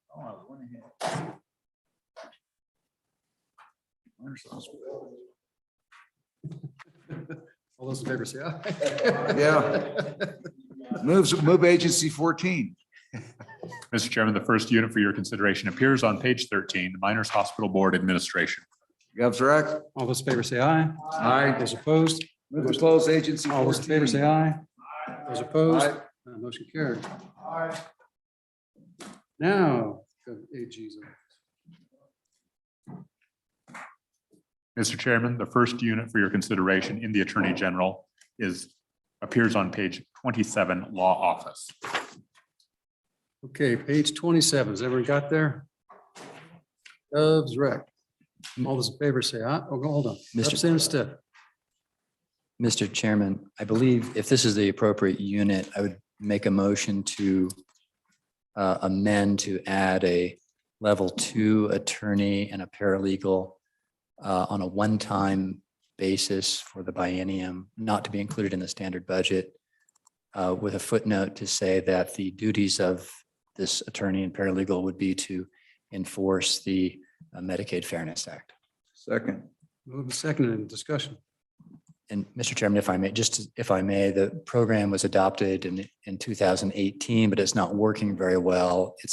The Department of Health estimated they should be able to collect about $2 million a year, but they've been collecting less than $100,000 a year, in part because it's not really it's right now housed in the Department of Family Services, and it's not really anybody's job to try to collect. I mean, that's an oversimplification that may be somewhat unfair, but the idea is, I think this position would pay for itself, or at least it should. But if it doesn't pay for itself, then we come back in a couple of years and we remove it. So that's the justification. So Mr. Chairman, Go ahead. are you looking for an AWAC position or are you looking for a contract position? Mr. Chairman, I'm indifferent. I'm just looking for a body somebody whose job it is to try to go out and collect the funds from the deadbeat dads. It seems to me if it's a two-year position, it'd probably be more appropriate to authorize an AWAC position for that versus an FTE. Yeah, definitely I would be AWAC. Sure. If it's a one-time. Is that a friendly amendment to make Yeah, it? absolutely friendly. Okay. Thank you. Okay, Don, Mr. Chairman, could you clarify the amount? Well, the amount after consultation with our budget director was $370,000 for the biennium. I don't know if making an AWAC position reduces that amount because you might have I believe it fewer would. benefits. Mr. Chairman, I believe the 370 was for two positions. Right. One was the attorney and one was the paralegal. So we need to reduce it down to whatever that paralegal position is. So Don, can we pencil in that number? Well, Mr. Chairman, is the request for two AWACs, in which case it would be the same amount. It'd be two AWACs, yes. No, you just increased your positions. You said just a paralegal. Now you're getting. No, it was a one level two attorney and one paralegal. So if you made them FTEs, that it would be $370,000, but as an AWAC, it should be less money. I just don't know by how much less. So we can stick a pin on that and fix it on round robin. If that's approved, the motion passes. 370 for now and then reduce it later. That would be the motion. Mr. Chairman. Go ahead. I guess my question is, what we have is a situation where it's authorized to do this already and is not occurring. Is the solution to hire two new people or to work with existing agencies and personnel to get this done? I think Representative Stith has some additional information in that regard. So, Mr. Chairman, thank you. And I have over the last 3 years been talking with the agencies as to how is this program working and why is it not working so well? And part of it, the technical reason is that while DFS is really good at identifying fathers for child enforcement actions, their rate of identifying the fathers is like 98% when they have child enforcement actions. When it's not a child enforcement action, then their rate of identifying the fathers falls to like 25%. And so they're not taking the effort to, and one of the reasons for that is they're not authorized, DFS is not allowed to use the federal parental locator database if there's no child support enforcement action. So really, I think it would just take someone whose job it is to go out and find the people because they're not that hard to find and to make this program work.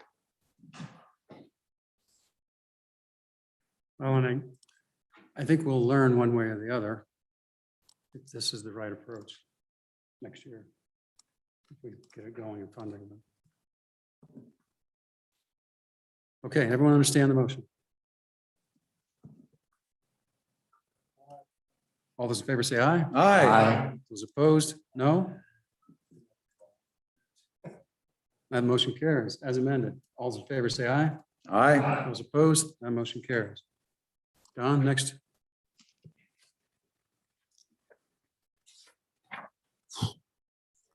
Mr. Chairman, the next unit for your consideration appears on page 31, Law Office, Fund 492. Gov's rec. All those in favor say aye. Aye. Those opposed, that motion carries. Mr. Chairman, the next unit for your consideration appears on page 35, Medicaid Fraud Control Unit. Medicaid fraud, page 35. All those in favor say aye. Aye. Those opposed. Okay. Mr. Chairman, your Don? next unit for your consideration is page 38, School Finance Equity Litigation. Page 38. All those in favor say aye. Aye. Those opposed, that motion carries. Mr. Chairman, the next unit for your consideration appears on page 41, Tobacco. Tobacco, all those in favor say aye. Aye. All those opposed, that motion. Mr. Chairman, the next unit for your consideration appears on page 45, Consumer Protection. Consumer protection, all those in favor say aye. Aye. Those opposed, that motion carries. Mr. Chairman, the next unit for your consideration appears on page 47, the Steiger Fellowship. All those in favor say aye. Aye. Those opposed, that motion carries. Mr. Chairman, the next unit for your consideration appears on page 49, Medicaid Health Reimbursable Costs. All those in favor say aye. Aye. Those opposed, that motion carries. Mr. Chairman, the next unit for your consideration appears on page 56, criminal investigations. Criminal investigations. All those in favor say aye. Aye. Those opposed, the motion carries. Mr. Chairman, the next unit for your consideration appears on page 61, the crime lab. Crime Lab. All those in favor say aye. Aye. Those opposed, that motion carries. Mr. Chairman, the next unit for your consideration appears on page 69, criminal justice information systems. Criminal Justice Information System. All those in favor say aye. Those Aye. opposed, that motion carries. Mr. Chairman, the next unit for your consideration appears on page 71, justice assistance grant. Justice Assisted Grants. All those in favor say aye. Aye. Those opposed, that motion carries. Mr. Chairman, the next unit for your consideration appears on page 73, internet crimes against children. Crimes against children. All those in favor say aye. Aye. You can't say it that way. That motion carries. Mr. Chairman, the next unit for your consideration appears on page 76, high intensity drug trafficking areas. All in favor of high intensity drug trafficking. Aye. Aye. Those opposed? Mr. Chairman, the next unit for your consideration appears on page 80. The unit is asset forfeiture projects. Forfeiture projects. All those in favor say aye. Aye. Those opposed, that motion carries. Mr. Chairman, the next unit for your consideration appears on page 83, DNA enhancement program. DNA Enhancement Program. All those in favor say aye. Aye. All those opposed, that motion carries. Mr. Chairman, the next unit for your consideration appears on page 87, the Paul Coverdale grant. All in favor of Coverdale Grant, say aye. Aye. Those opposed, that motion carries. Mr. Chairman, the next unit for your consideration appears on page 90, the Adam Walsh grant. Mr. Walsh Grant, all those in favor say aye. Aye. Those opposed, that motion carries. Mr. Chairman, the next unit for your consideration appears on page 93, the National Criminal History Improvement Program. In-Chat Grant, all those in favor say aye. Aye. Those opposed, that motion carries. Mr. Chairman, the next unit for your consideration appears on page 96, the Wyoming Office of Homeland Security Information Liaison Office. All those in favor say aye. Aye. Those opposed, that motion carries. Mr. Chairman, the next unit for your consideration appears on page 99. The unit is sex offender registration. All for the reservation program, say aye. Aye. All those opposed, Mr. Chairman, the next unit for your consideration appears on page 105, the Law Enforcement Academy, and we would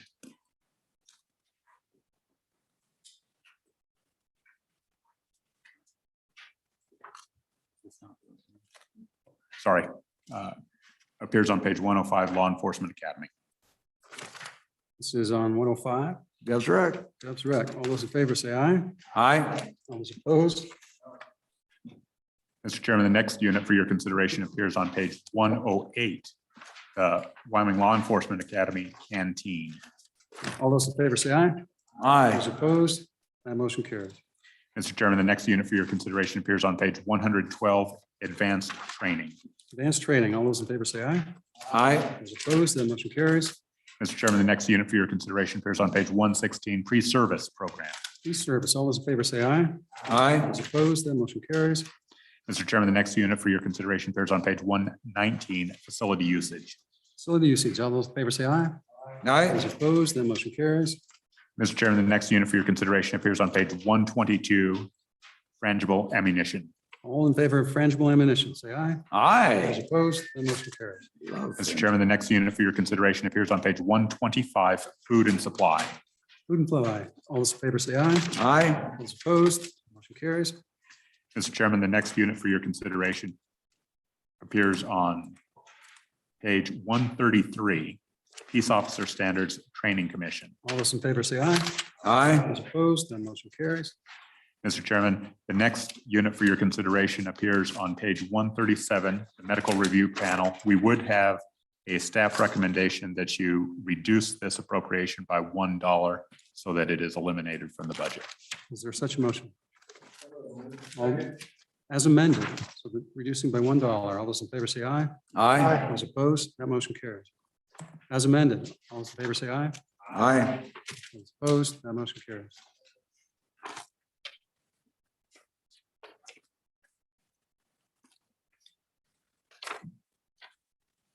Victim surcharge, service division. Thank you, Mr. Chairman. The next unit for your consideration, page 143, the Victim Services Division Surcharge. All those in favor say aye. Aye. Those opposed, that motion carries. Mr. Chairman, the next unit for your consideration appears on page 146, the DVS conferences. All in favor, say aye. Aye. Those opposed, that motion carries. Mr. Chairman, the next unit for your consideration appears on page 149, the DVS SA, All those in domestic favor, say aye. violence, sexual assault. All those in favor, say aye. Aye. Those opposed, that motion carries. Mr. Chairman, the next unit for your consideration appears on page 152, victim witness funding. Victim witness funding. All those in favor, say aye. Aye. Those opposed, that motion carries. Mr. Chairman, the next unit for your consideration appears on page 156, DVS administration. DVS administration. All those in favor, say aye. Aye. Those opposed, that motion carries. Mr. Chairman, the next unit for your consideration appears on page 159, 150. FDPSA, family violence prevention. All those in favor, say aye. Aye. Those opposed, that motion carries. Mr. Chairman, the next unit for your consideration appears on page 162, the 16575 VOCA assistance grant. Assistance grant. All those in favor, say aye. Aye. Those opposed, that motion carries. Mr. Chairman, the next unit for your consideration appears on page 165. This is the VOCA compensation grant. All those in favor, say aye.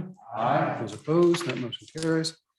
Mr. Chairman, the next unit for your consideration appears on page 168, violence against women grant. All those in favor, say aye.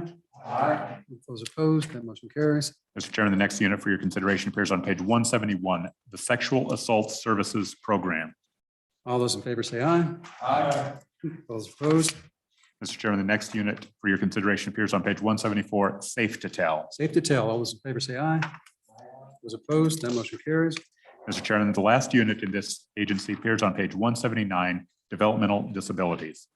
All those in favor of developmental disabilities, say aye.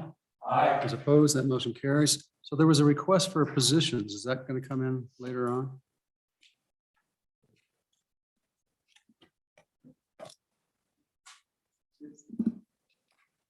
So my understanding, there was a gubernatorial request for an added position to deal with Colorado River. Where's that going to come in at?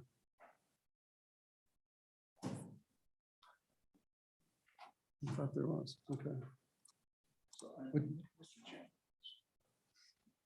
Dawn, did we do 175, the Governor's Council on Developmental Disabilities? Yeah. I know we did developmental disability. That's where it was. Yes, Mr. Chairman, that only has one unit. Mr. Chairman, with respect to the Colorado legal position, you did approve that with the governor's recommendation in the law office. Okay, so it's there. That's it then. Move to close. All those in favor say aye. Aye. Those opposed, that motion carries. DQ. Don? Mr. Chairman, the next agency for your consideration is the Department of Environmental Quality. The first unit appears on page 17, administration. Go in there. Gov's rec. All those in favor say aye. Aye. Mr. Chairman, the next unit for your consideration appears on page 23, IT operations and support. All those in favor say aye. Aye. Those opposed, that the motion carries. Whoa, whoa, whoa. Whoa, whoa, whoa, whoa.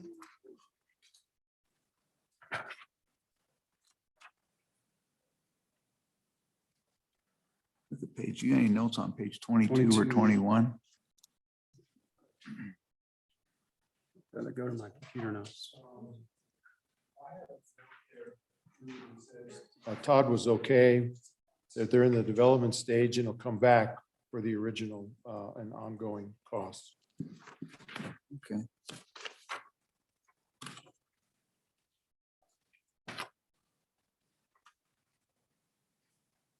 Yeah, okay. I've got that too. All right. Okay, go ahead. Mr. Chairman, the next unit for your consideration appears on page 34, air quality. Gov's rec. All those in favor say aye. Aye. Those opposed, the motion carries. Mr. Chairman, the next unit appears on page 42, water quality. Water calling. Gov's rec. All those in favor? Aye. Those opposed, the motion carries. Mr. Chairman, the next unit appears on page 47, land quality. Land quality. All those in favor say aye. Aye. Those opposed, that motion carries. Mr. Chairman, the next unit for your consideration appears on page 51, industrial siding division. Industrial side division. All those in favor say aye. Aye. Those opposed, that motion carried. Mr. Chairman, the next unit for your consideration appears on page 57, solid and hazardous waste. Solid and hazardous waste. All those in favor say aye. Aye. Those opposed, that motion carries. Mr. Chairman, the next unit for your consideration appears on page 60, uranium recovery program. Uranium recovery program. All those in favor say aye. Aye. Those opposed, that motion carries. Mr. Chairman, the next unit for your consideration appears on page 66, abandoned mine reclamation, DEQ. DEQ, abandoned mines. All those in favor say aye. Aye. All those opposed, Mr. Chairman, the last unit for your consideration appears on page 70, subsidence loss insurance. all those in favor say aye. Aye. Those opposed, that motion carries. Anything else on DEQ? Move to close. Move to close. All those in favor say aye. Aye. Those opposed, that motion carries. Farmer audit. Unit 21. Agency. Mr. Chairman, the first unit for your consideration appears on pages 22 and 23, the administration division. Administration Division. Everyone got it? All those in favor say aye. Aye. All those opposed, Mr. Chairman, the next unit for your consideration is page 35, the banking, division of banking. Division of Banking. All those in favor say aye. Aye. Mr. Chairman, the next unit for your consideration is page 38, banking board. Banking Board. All those in favor say aye. Aye. Aye. Opposed, that motion carries. Mr. Chairman, the next unit for your consideration appears on page 43, public funds division. Public Funds Division. All those in favor say aye. Aye. Aye. All those opposed, Mr. Chairman, the next unit for your consideration appears on page 49, mineral audit division. Mineral Audit Division. GovRec. All those in favor say aye. Aye. Those opposed. that Mr. motion Chairman, the last unit for your consideration appears on page 54, excise tax division. Excise Tax Division. All those in favor say aye. Aye. Those opposed, that motion carries. Motion to close. All those in favor say aye. All Aye. those opposed, that motion carries.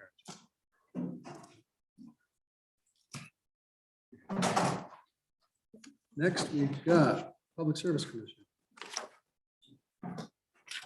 Mr. Chairman, the first unit in the PSC appears on page 14, administration. Okay, everyone there? All those in favor say aye. Aye. Those opposed, that motion carries. Mr. Chairman, the next unit for your consideration appears on page 17. We're in Agency 23, Public Service Division, Administration, Federal Funds. All those in favor say aye. Aye. Those opposed, that motion carries. Next unit for your consideration appears on page 24, Consumer Advocate Division. All those in favor say aye. Aye. Those opposed, that motion carries. Mr. Chairman, the last unit in this agency appears on page 30, Universal Service Fund. Universal Service Fund. All those in favor say aye. Aye. All those opposed, that motion carries. Move to close. Move to close. All those in favor say aye. Aye. Those opposed, that motion carries.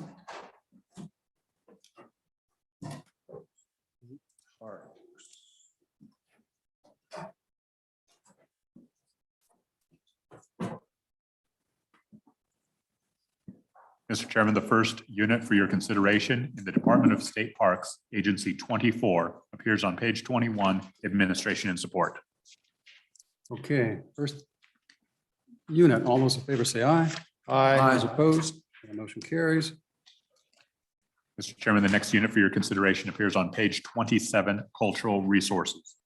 Cultural Resources. All those in favor say aye. Mr. Chair, Yep.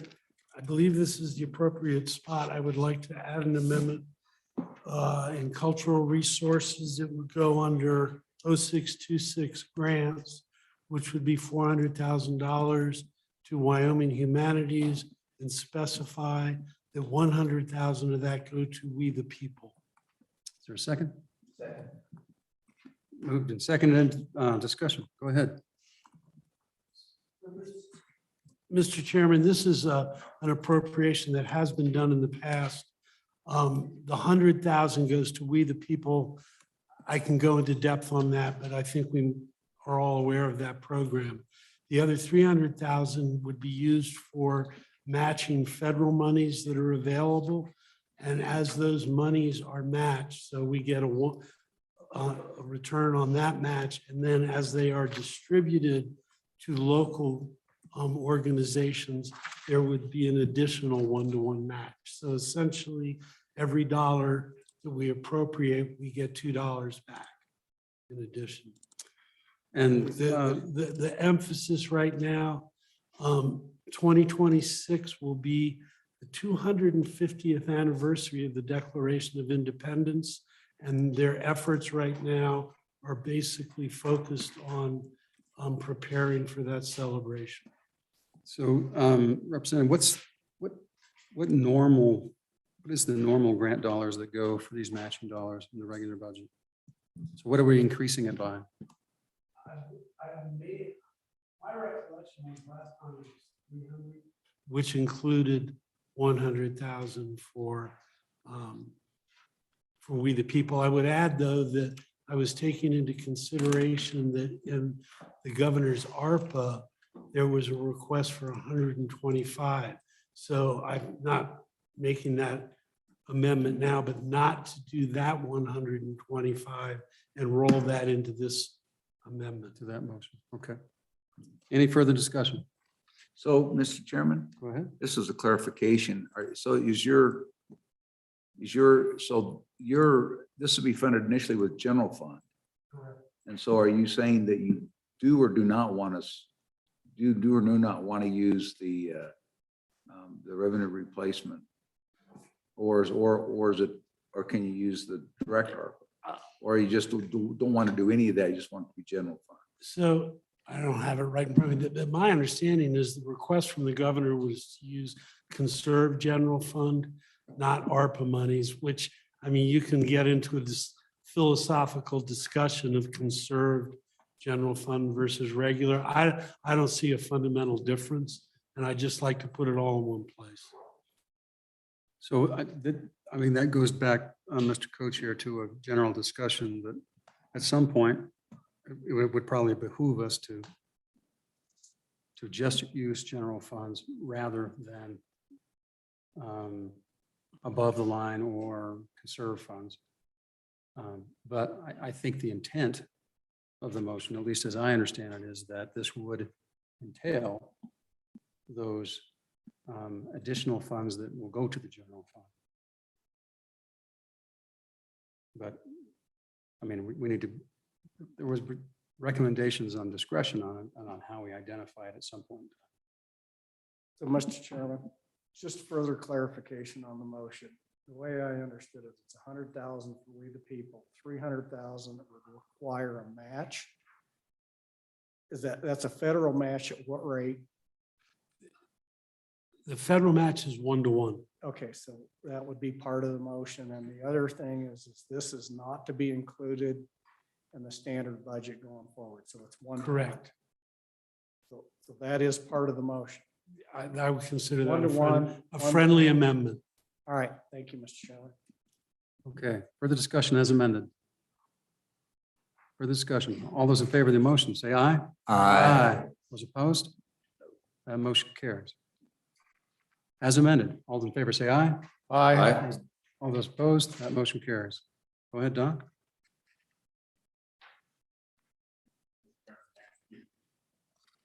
The next unit for your consideration appears on page 32, the State Museum.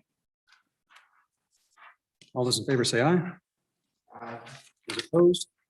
That motion carries on State Museum. Mr. Chairman, the next unit for your consideration appears on page 36, the State Archaeologist. And State Archaeologists, all those in favor say aye. Aye. Those opposed? That motion carries. Mr. Chairman, the next unit for your consideration appears on page 40, Archaeology Contracting. Mr. Chairman, I believe there is a request for an amendment. Go ahead, Representative Walters. Thank you, Mr. Chairman. I would move that we restore the agency's recommendation for the contract biological anthropologist. And this is the individual that we discussed that is going out and recovering human remains when they're found as part of a non-crime scene situation. And this is a bill we passed here in the legislature. And so we really need to fund their ability to take care of those actions, or we should repeal the bill. But that, as the agency discussed, they've been using the university to aid in that. The folks at the university are about to retire, and there will be no one left within the agency or anywhere in state government, was my understanding from the agency's discussion, to do this work, and yet they are statutorily required to go out and do this work. And so what this motion would do is it would just, as I said, it would restore the agency's recommendation. Mr. Chairman. Go ahead. So, I mean, I've got a note down here on this, but I think my concern on the motion as it's been currently made is that it's not enough to hire that person. But I think that, the good representative makes a great point in that it's work that has to be done. And so, I guess I'd ask whether that should be a 100 series amendment, or should that money go into a 900 series to allow you to hire a consultant that can go out and do that work? Because $96,511 is not going to be enough to hire someone as an FTE, I don't think, to do that. So I would that consider a friendly amendment?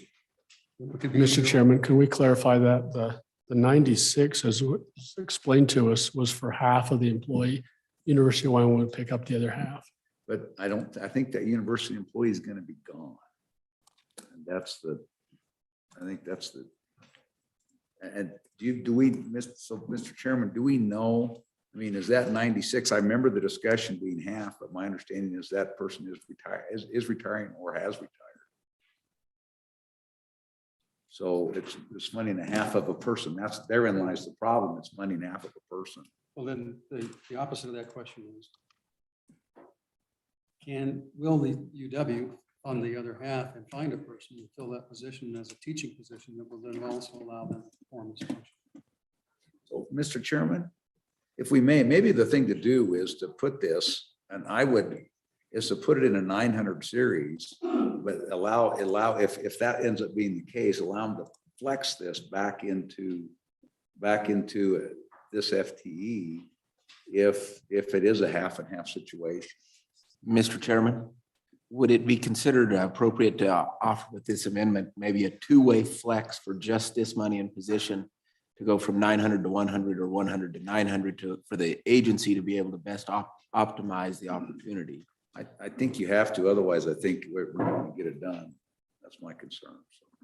So I would add that to my amendment, that it's for this 96,000 and change only, there would be a two-way flex between the 100 and the 900 series. Okay, as amended. Any further discussion? Don, does that work? Mr. Chairman, I think I'm clear. Okay, all those in favor say aye. Aye. Those opposed, that motion carried. As amended, all those in favor say aye. Aye. Those opposed, that motion carries. Please proceed. Cultural Trust Mr. Chairman, the Fund next unit for your consideration appears on page 42, the Cultural Trust Fund Administration. Unit 220, all those in favor say aye. Aye. Those opposed, that motion carries. Mr. Chairman, the next unit for your consideration appears on page 45, SHPO Administration General Funds. Unit 225, SHPO, all those in favor say aye. Aye. Those opposed, that motion carries. Mr. Chairman, the next unit for your consideration appears on page 50, the Wyoming Arts Council. Wyoming Arts Council, Unit 231, all those in favor say aye. Aye. Those opposed, that motion carries. Mr. Chairman, the next unit for your consideration appears on page 55, Archives and Records Management. Archives and Records, Unit 240, all those in favor say aye. Aye. All those opposed, that motion carries. Mr. Chairman, the next unit for your consideration appears on page 59, Digital Records Repository. Unit 429, all those in favor say aye. Aye. 249, all those opposed, that motion carries. Mr. Chairman, the next unit for your consideration appears on page 64, State Parks and Historic Sites. State Parks and Historic Sites. And I believe you have a request for an amendment here.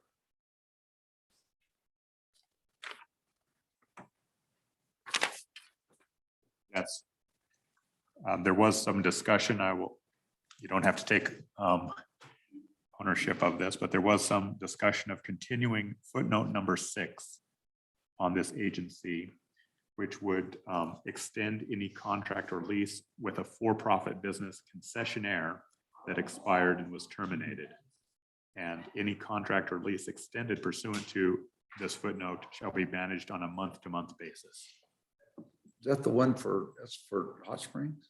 Mr. Chairman, that was the intent. Yeah. Mr. Chairman, I'd move that amendment. Second? Moving second. Could I hear that one more time, please? Go ahead. Yeah, one more time. Mr. Chairman, this, as I understand, the interest would be to continue footnote number 6 from the current biennium. And it reads, the department may extend any contract or lease with a for-profit business concession that expired or was terminated according to 2019 Wyoming Session Law, Chapter 66, Section 3A, notwithstanding the termination date specified in 2019 Wyoming Session Laws, Chapter 66, Section 3A. Any contract or lease extended pursuant to this footnote shall be managed on a month-to-month basis and shall not be extended beyond December 31st. That I presume this would be extended to December 30 or June 30th, 2024. So, Mr. Chairman, if I may, was any contract extended pursuant to the footnote? I don't think there has been any. I don't think that concession or contract was Exists. extended yet. But the problem is, don't want it to come back. Yeah. Theoretical. Okay. Question on the amendment? All those in favor say aye. Aye. Those opposed? That motion carries as amended. All those in favor say aye. Aye. Those opposed, the motion carries. Mr. Chairman, the next unit for your consideration, one second, appears on page 67, Land and Water Conservation Fund. Water Conservation Fund, all those in favor say aye. Aye. Those opposed, the motion carries. Mr. Chairman, the next unit for your consideration appears on page 72, motorboat gas tax. Unit 411, all those in favor say Mr. aye. Chairman. Wait, hang on. Hold on, here we go. Chairman. Go ahead. Thank you, Mr. Chairman. I believe the appropriate motion would be to modify the governor's recommendation for the radios, which I can't remember which line that shows up on, but to modify it to a total price of $126,726 versus the $287,500. We have a second. Second. Moving second, discussion. Mr. Chairman, can you just explain what that is? You're cutting it in half because we don't need the money, or? Thank you, Mr. Chairman. My understanding is from the time that the budget was submitted to the time that the chief executive took action on the budget, there was an improvement in the pricing due to partnering with YDOT and others for a bulk purchase of these radios. And so it's really just a truing up of the actual cost versus what was the projected cost. And Mr. Chairman, to achieve that, you'd accept the governor's rec. On page 7.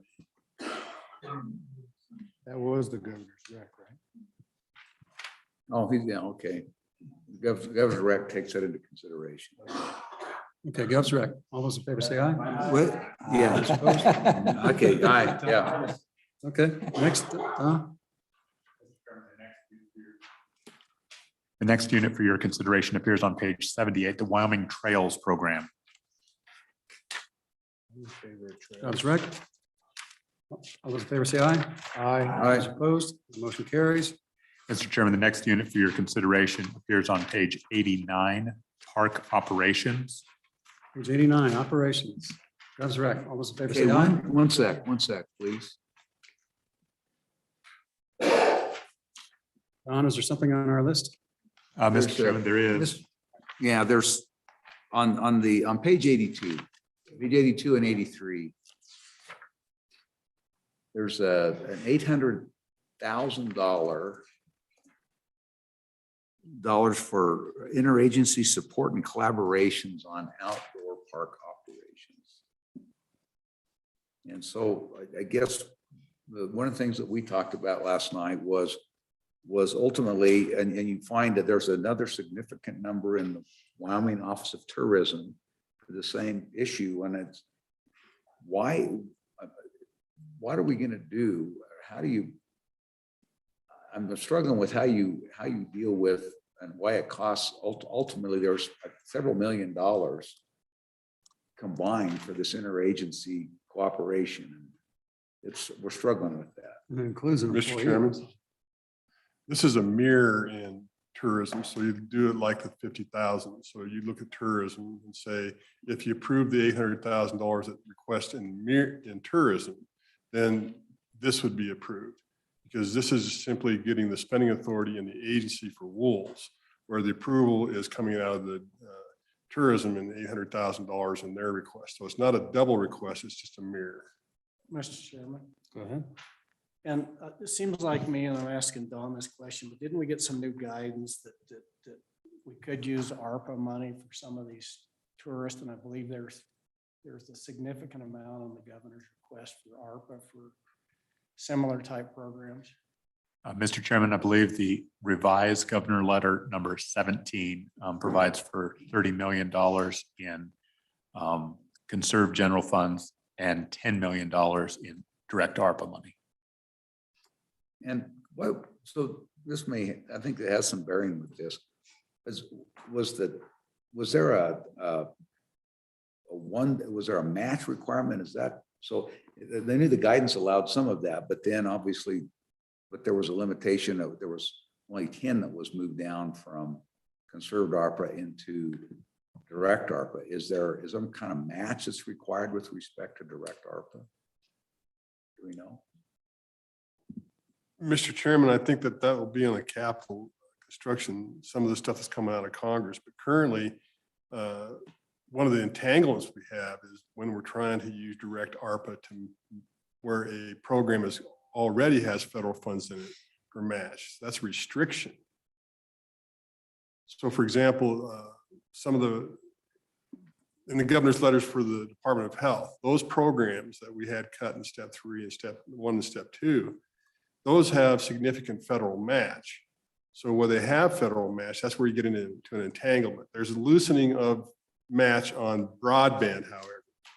That's the only area that I'm cognizant of. Okay, but my question is when the governor made the change in his ARPA money, in his ARPA allocations, initially it all started in $40 million from the conserved ARPA, and then it changed from 30. So it went, yeah, dropped the conserved ARPA to 30 and put 10 and moved 10 of that down into and the direct ARPA, but he also changed the name. I think he changed the name on it to Outdoor Recreation Tourism and Product Development Granting, maybe. So I just, and that it was I just was wondering if there was some match requirement in that by moving 25% of that original request down below. Was there some kind of other string that's attached to that, or is it just figured out with some of the more recent guidance that you could move some of that into grants for some of these for the increase in outdoor activity occasioned by COVID? So, Mr. Chairman, it's my understanding when we had the Clifton Larson Allen review, there was some that we felt that were not going to be able to ARPA direct, but there was some loosening on some like this one for ARPA direct. I don't think it has anything to do with federal matching. Your question may be, are we asking for others to participate from the state in that match? And I'd have to review that.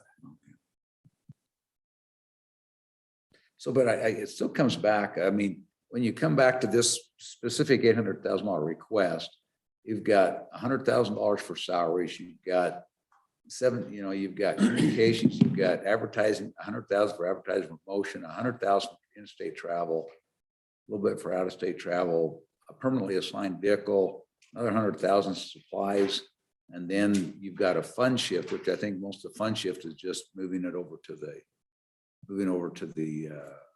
lodging tax or the reserve account. Mr. Chairman, this comes out of the WTA account, not the reserve account, and this is an ongoing request. So this would be a standard budget request out of the WTA account, not the projects account. Right, and I'm puzzled at this $800,000 on it, which essentially is going to be on an ongoing basis. Mr. Chairman, and that's how it's mirrored inside the tourism's budget Yeah. as well. There's $800,000 ongoing.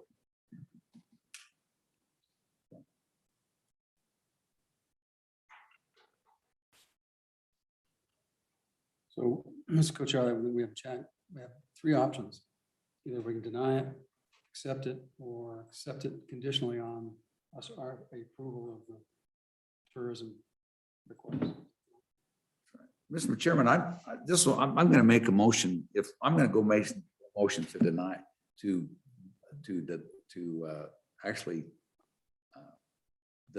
deny, I guess, or to disapprove the governor's rec on this particular item.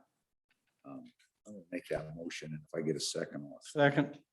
I think this is, again, one of those things we ought to take this whole outdoor recreation thing and look at it all together and figure out what we're going to do. And maybe similar to what we're talking about at the treasurer's office, come back in the round robin, and figure out what the plan is and how we do this. Mr. Chairman, Senator Hicks and Senator Steinmetz have asked that we put together a flow chart with all the touch points, because there's tourism, there's state parks, there's ag, there's the University of Wyoming. We've met several times on that already. We already have a draft presentation available. We're working with the UW and community colleges on the last pieces of that. That request was to help us all understand the interrelationships of this. And hopefully we can have that done sooner than later. Well, and, you know, I think partly though, there will be a question of how much we can learn between now and Thursday. And between now and session, because part of the question is how the plan was developed, what input the legislature had on the plan, what obligation we will have to continually to finance this as it moves forward. What are the measurables?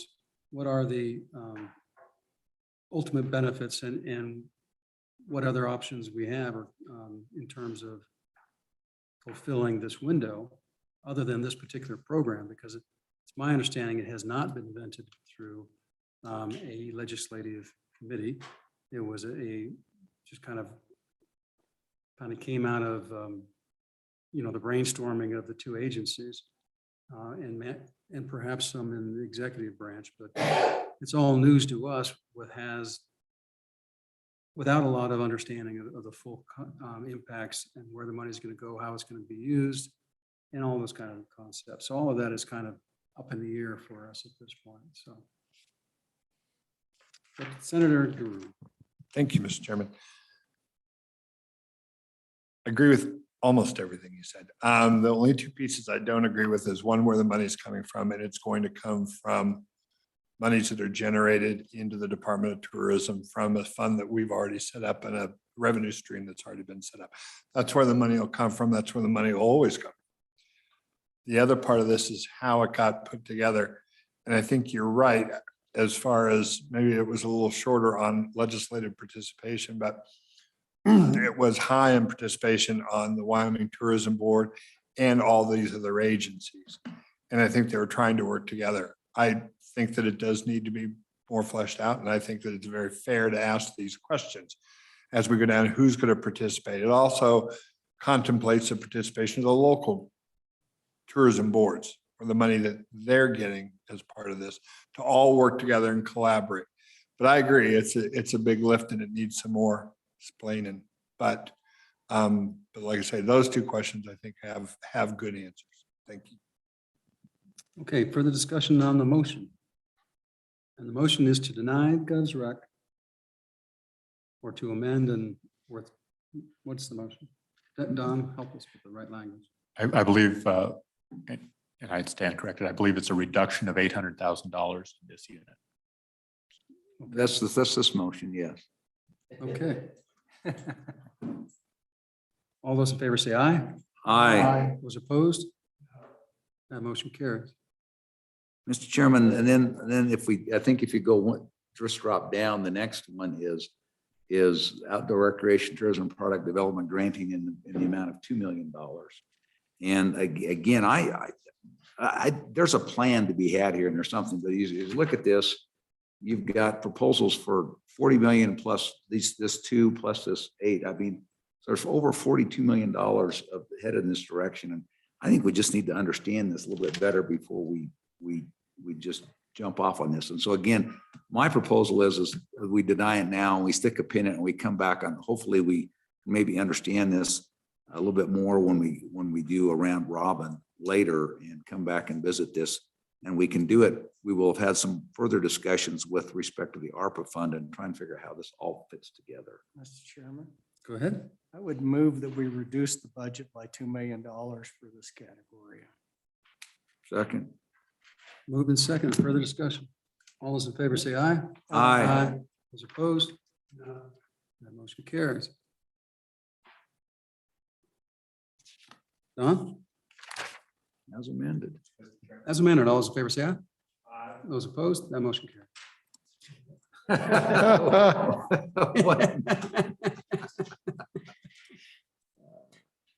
Mr. Chairman, the next unit for your consideration appears on page 90, Park Operations, Fund 122. Unit 450. Goes rec. All those in favor say aye. Aye. Those opposed? That motion carries.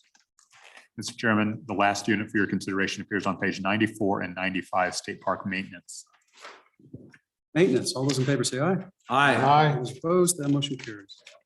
Motion to close. Mr. Chairman, before we close, Go ahead. I'm going back to cultural resources. I'd have a motion for $10,000 to support the Centennial Farm and Ranch Program.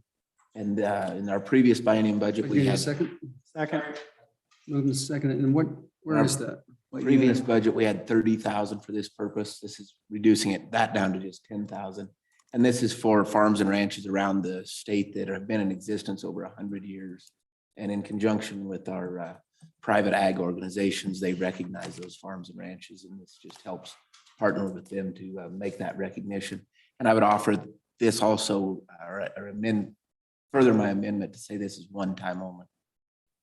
What unit is that in? I think it would be in the cultural resources. Agricultural resources. Page 27, I believe. Did everyone understand the motion? All those in favor say aye. Aye. All those opposed? Now, maybe I go back to that agency, that unit. All those in favor, motion to close. All those in favor say aye. Aye. Those opposed, that motion carries. Back on agency 24, motion to close. All those in favor say aye. Those opposed, that motion carries. So we're at 12:17. Let's come back at 1:15, unless we're in a hurry. Let's go back at 1. Let's try and come back at, well, let's come back at 1. Maybe we'll be in our chairs by 1:15. Okay. Did you